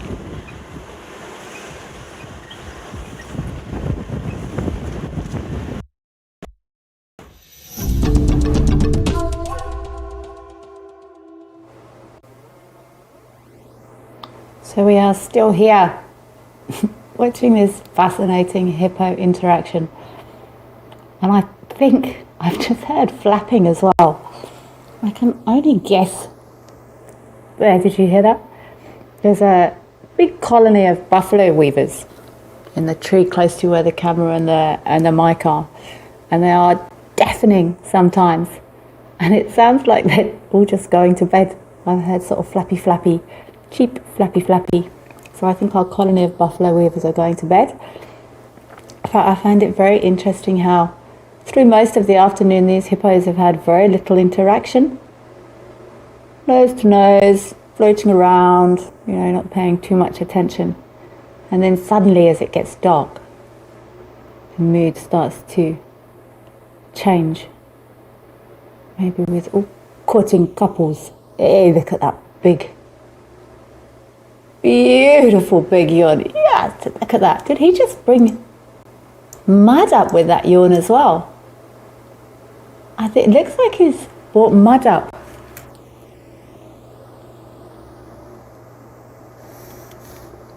Lisa, absolutely. These hippos, most of the animals here, the males fight for the attention of the females.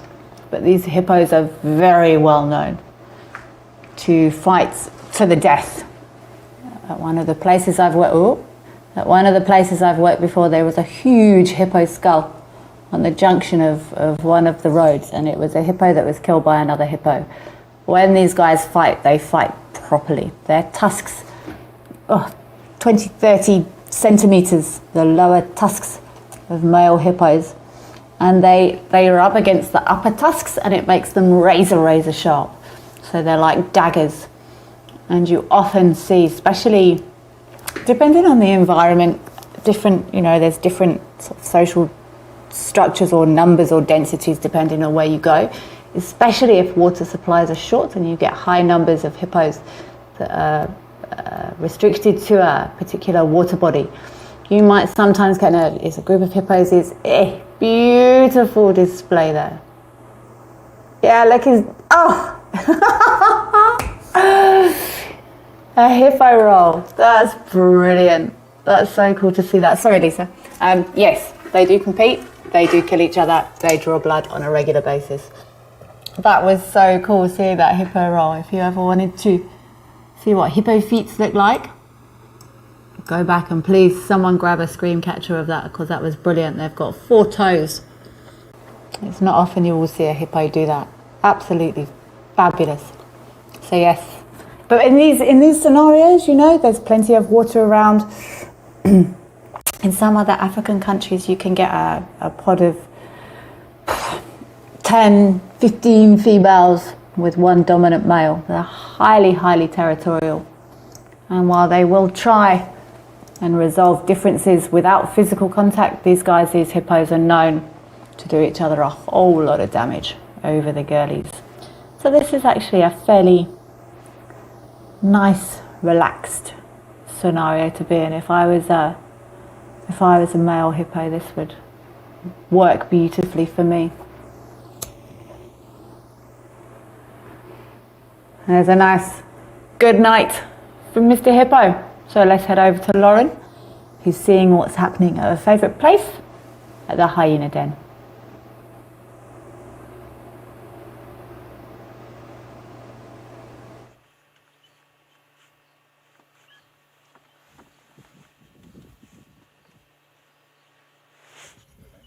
Huh? I'm not. What is he saying? Did you give him thumbs up?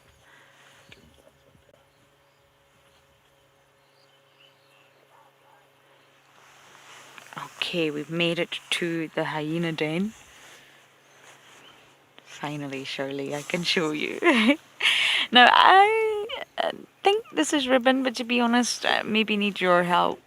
I don't have a monitor and it's very, very tricky to tell for me. But maybe with some really close, tight sort of visuals, zooms, you might be able to figure it out. I think it's ribbon. But both Heart and Ribbon have an injured right ear. Obviously, Ribbon's left ear is a lot worse. But it just shows you we've been here 2 times today. Because we wanted to stay in the area for the lion cub. We didn't want to go too far. My goodness. Sorry. Oh, that Eastern channel, I tell you. Did everybody get a fry there? I'm sure the guys on FC did too. Sorry. Anyway, we didn't want to leave the area, but I haven't heard that the Nkuhumas have started moving yet, I'm afraid. I'm sure they will reunite. I'm sure we will. And you know that either Tess or I will follow up in the morning, 100%. But it's nice to know that the hyena den is active. The weather changes things. There are daily shifts, there are movements, and weather can really affect. And naturally, it was raining all morning. The sun only really popped out in the afternoon.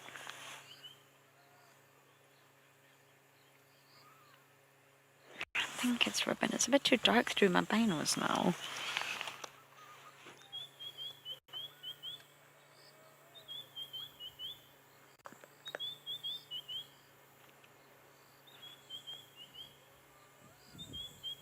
If it is now Heart's cubs feeling exactly what Ribbon's cubs felt like when Heart was always here. A little bit left out, shall we say.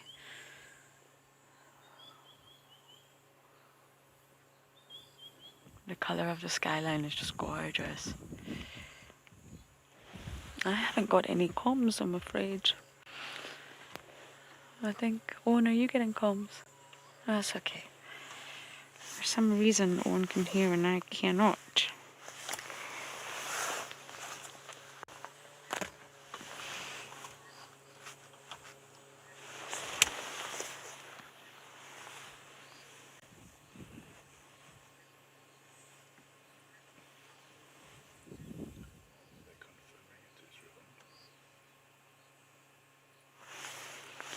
I am just going to do a radio switch, bear with me. Oh, and you might need to unplug me down here, I'm the last one. There we go.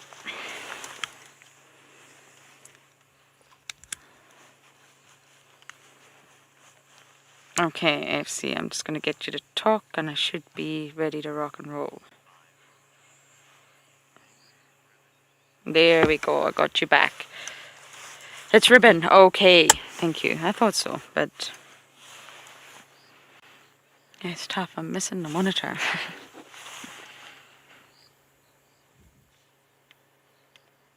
That's hard being missing for a few days, and that's really the life of a communal den. Ribbon's been here, Heart's obviously gone to get food somewhere. Heart will come back, Ribbon will go. I mean, Ribbon is full. Should be full for a week. And as long as there's one adult here, it's all okay.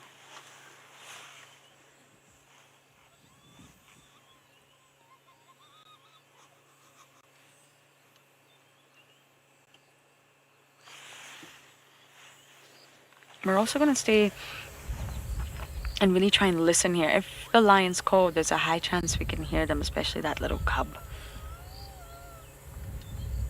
I mean, it is windy, but we should be able to pick it up.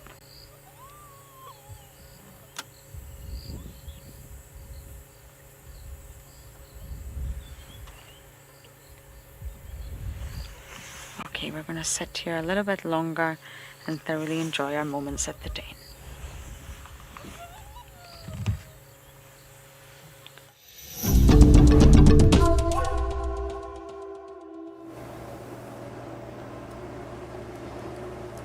So the night is falling. This heron has started hunting. Beautiful. It's quite common to see these water birds, these waders, hunting at night. They can use the cover of darkness to sneak up on things. And these hippos also part of this scene.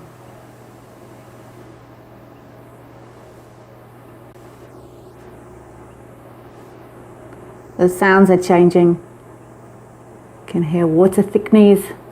The frogs are starting to call. The geese are getting ready for bed. Something's upset these geese. I just want to have a look and see if there's anything specific that's upset these geese. The light's a little bit tricky now.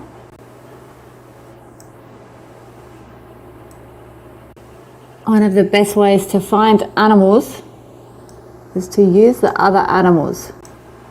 Their lives depend on being alert. And many times I've used alarm calls, squirrels, birds, other animals to find the predators. And these geese will probably maybe make their way into the water for the night. At least if something, a monitor lizard or a snake, tries to swim up to grab one of them, they will feel the vibrations. But these young ones, very vulnerable if they're on the land at night time.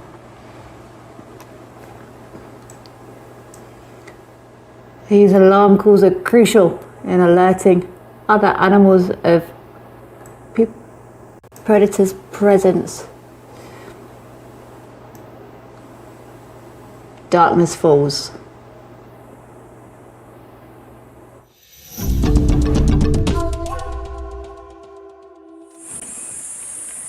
So we're actually just arriving up at quarantine. We just wanted to come past and see if there might be anything along here. And it looks like we've got some impalas that are looking fairly nervous still. Especially that one in the road has not stopped staring in the opposite direction, and we're trying to, oh goodness, we're trying to scan and figure out what it is so nervous about. It's definitely seen, heard or smelled something that made it a bit uncomfortable. They are moving in the opposite direction. So the direction that it's been alarming in is actually a drainage line. Or alarming towards, I should say. You can see we have got the infrared lights on, but while we are watching them, I am also just scanning just to see if we can see what's going on.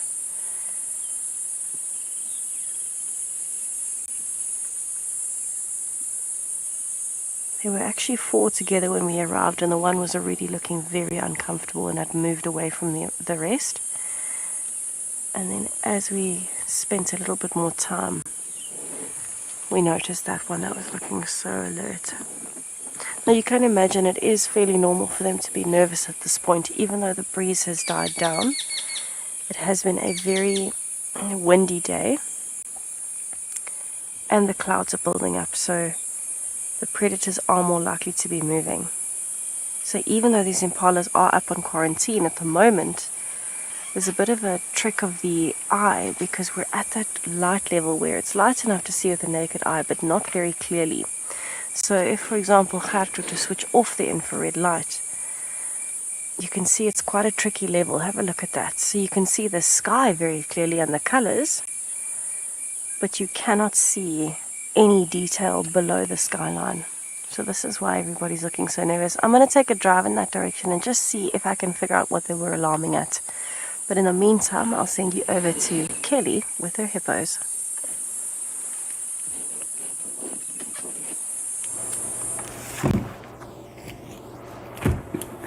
Oh, good luck, Tess. I'm very keen to find out what turns up. It's such a cool way of using your surroundings and using what you're hearing and seeing to work out what's going on and to tell a story. And impala's alarm calling, often a really good sign of a predator. So good luck.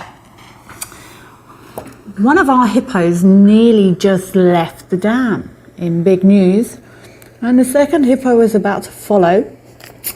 And the first hippo came back again, almost as if to say, "What are you doing following me?"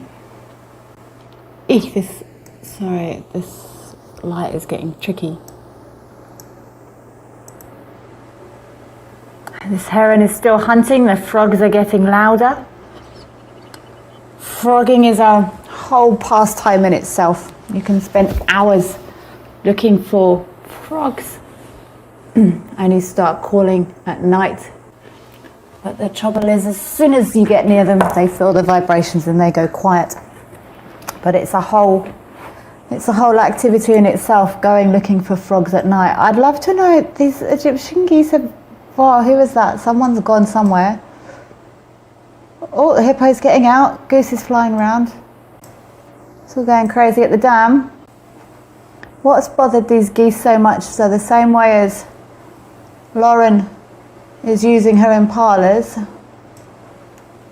why are those geese so upset? Sometimes it is just communication before bed, but I've learnt the hard way, never ignore an alarm call.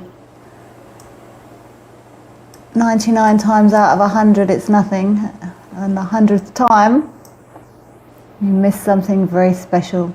Okay, so there's one of them. It's going to be a bit difficult to focus. I just want to see which way they're looking. Oh, those little babies are still there. Maybe they were just going to bed sounds.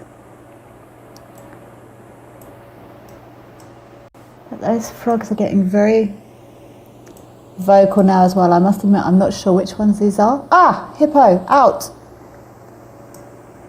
All day I've been waiting for this and now I've missed it.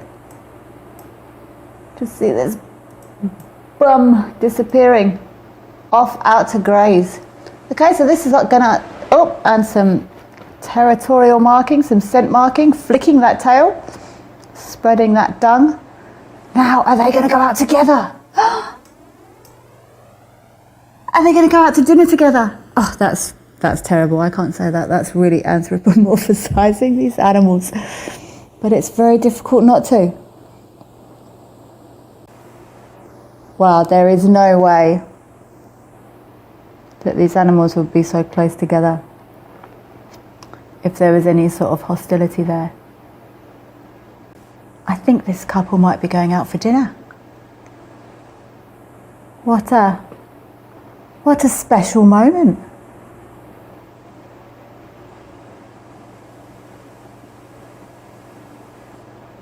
Those big wide lips, those big rubbery lips chomping on the grass. And there's plenty of grass for them this time of year. Hippos are not ruminants, they're not hindgut fermenters.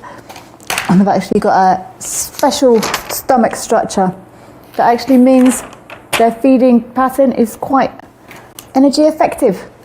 So we're going to go back to Lauren. It looks like our couple are off out for their dinner date. How exciting. But over to Lauren with her hyenas.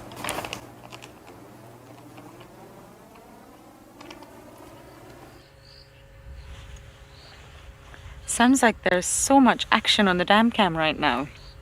The most action ever during a dam cam stint, I think. I have a funny feeling those hyenas were Swazian in the belly, but I'm not sure. We are getting ready to leave the den soon, but we thought we would just give you another view of Miss Rabon. But isn't it interesting that because Heart's not here, Swazian and the belly are not really here? It could just be a coincidence, but I'm not sure. They're very much a little gang right now, Heart, Indabele, and Swaz.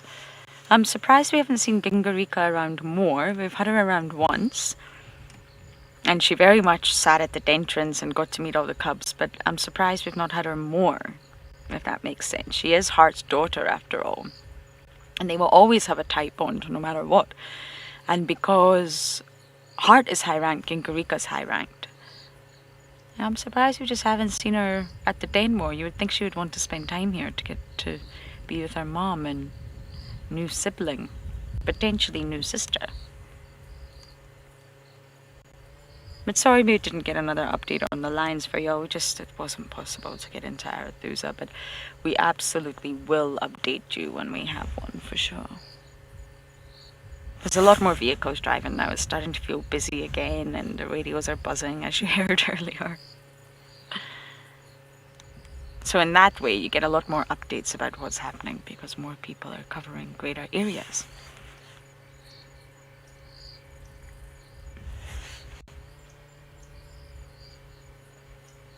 Linda, is it Saturday? My goodness.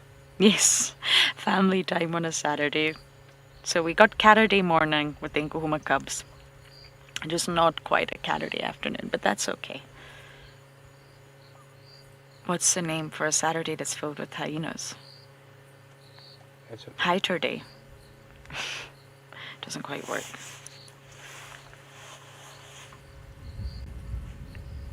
But it's been lovely. We've had some lovely Ellie sightings sitting by the dams.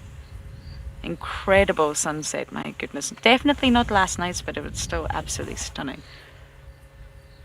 And I'm wondering what we're in store for tonight.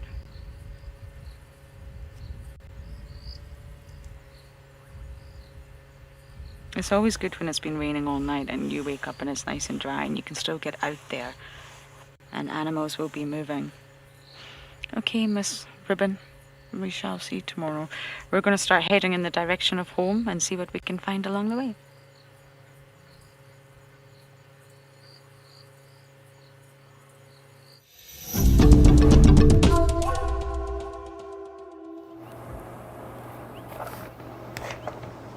The sounds of the African bush at night.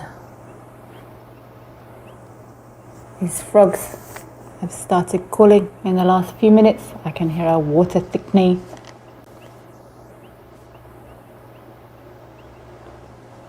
These frogs, painted reed frogs. Beautiful little frogs. Very, very difficult to find though, because as soon as You get close to them, they stop calling and they vanish. And there's lots of different colour variations in these frogs, often quite brightly coloured. And bright colours in most animals is a sign of danger. Do not eat me. So it's a warning. Our Egyptian geese are still calling.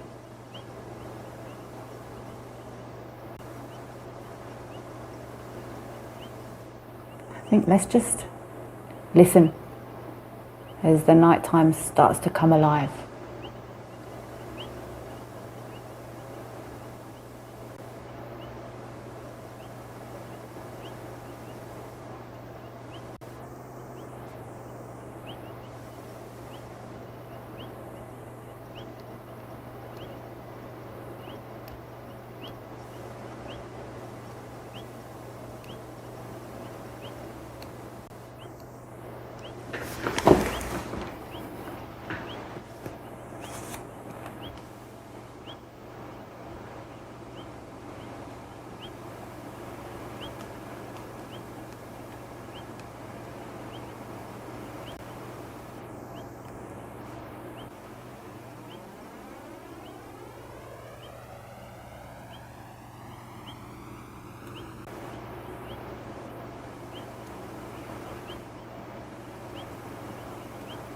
Unbelievably loud for such a tiny, tiny little frog.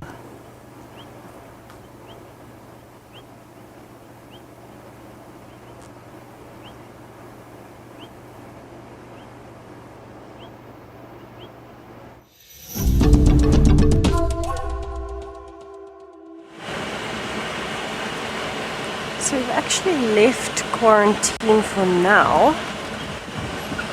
We had those impalas looking very alert, and then they kept moving off and kept moving off, and we did actually have a little drive around. We had a scan of the spotlight and they were still looking very uncomfortable and alarm calling. And then we had a wildebeest which also got very uncomfortable and moved. And I'm not sure if it's just because they're nervous because of the weather, and so maybe the sound of the vehicle is making them feel a bit off, or whether they actually heard something. So I just wanted to take a loop down and have a look in the open areas on the other side of quarantine in case there is something. Oh, there is something under the tree. Yeah, what are you? Just see eyes. Oh, I think that might be a small cat actually. I don't know if it's a small cat or if it's a scrub hare. Can you see it there, hat? Just underneath. Oof, I've just got the angle right there. There I can see eyes. What are you? Oh no, don't go the other way.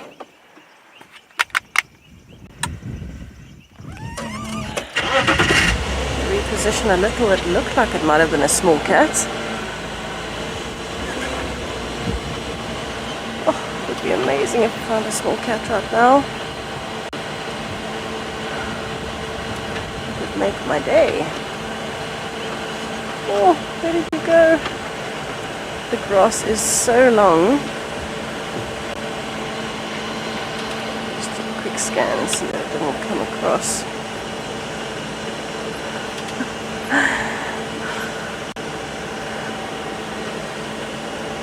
Let's see if we can just have a look through the grass there, has the infrared. Oh wait, there on the right? Further right, there, I see eyes. What are you, creature? Oh, this is so exciting, trying to figure out what it is. The grass is so dense, all I can see is the eye reflection at this point. Oh, maybe it's, the way it's moving, maybe it's a genet, but it looked a bit dark.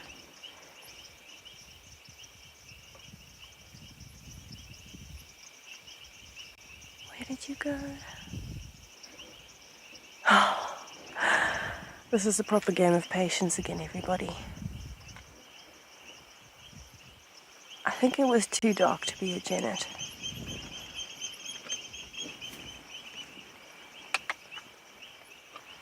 You might see the spotlight. I can't see it, the spotlight.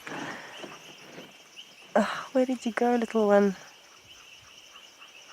So I would think, I don't know if maybe you all got a better view than I did. Yeah, I'm sure you may have gotten a better glimpse than we did. But possibly, I mean, it looked dark enough to be something like a banded mongoose or maybe even a white-tailed mongoose, but it didn't look quite big enough for a white-tailed mongoose. It was more the size of just larger than the banded mongoose. It was quite strange. We just saw a glimpse of it. Oh, interesting. Oh, there's elephants. What is happening? We're having such a ridiculous end to the evening. Oh my word. Hello, Ellies. All of a sudden, okay, I'm going to have to try and get a little bit closer. Maybe they're headed towards the dam. I'm on my way down towards Gowrie Dam. So let me see if I can get a little bit closer. We might get them drinking with the infrared. Goodness gracious. Oh, we have actually got another one coming towards us as well. Okay, let's see if we can get this one. Yes, I think we will get this one walking towards us. Let's have a look. It's coming from the right. You might see the bars.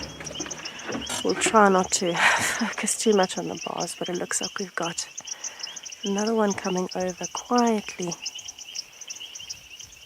Looks like it's been scratching its knee in some dust.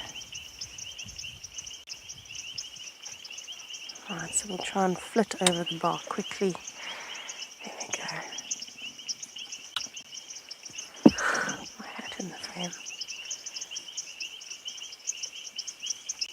Oh, that is amazing. Oh, and I can hear hyenas. Oh, what a perfect end. It's like everything's happening at once. Unbelievable. I will try and reposition a little bit, but I think, actually no need, everybody. We've got another elephant coming.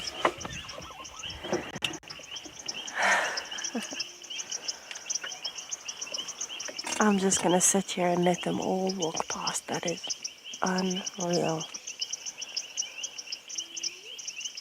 Oh, you can hear this one's footsteps. Just ever so lightly in the sand.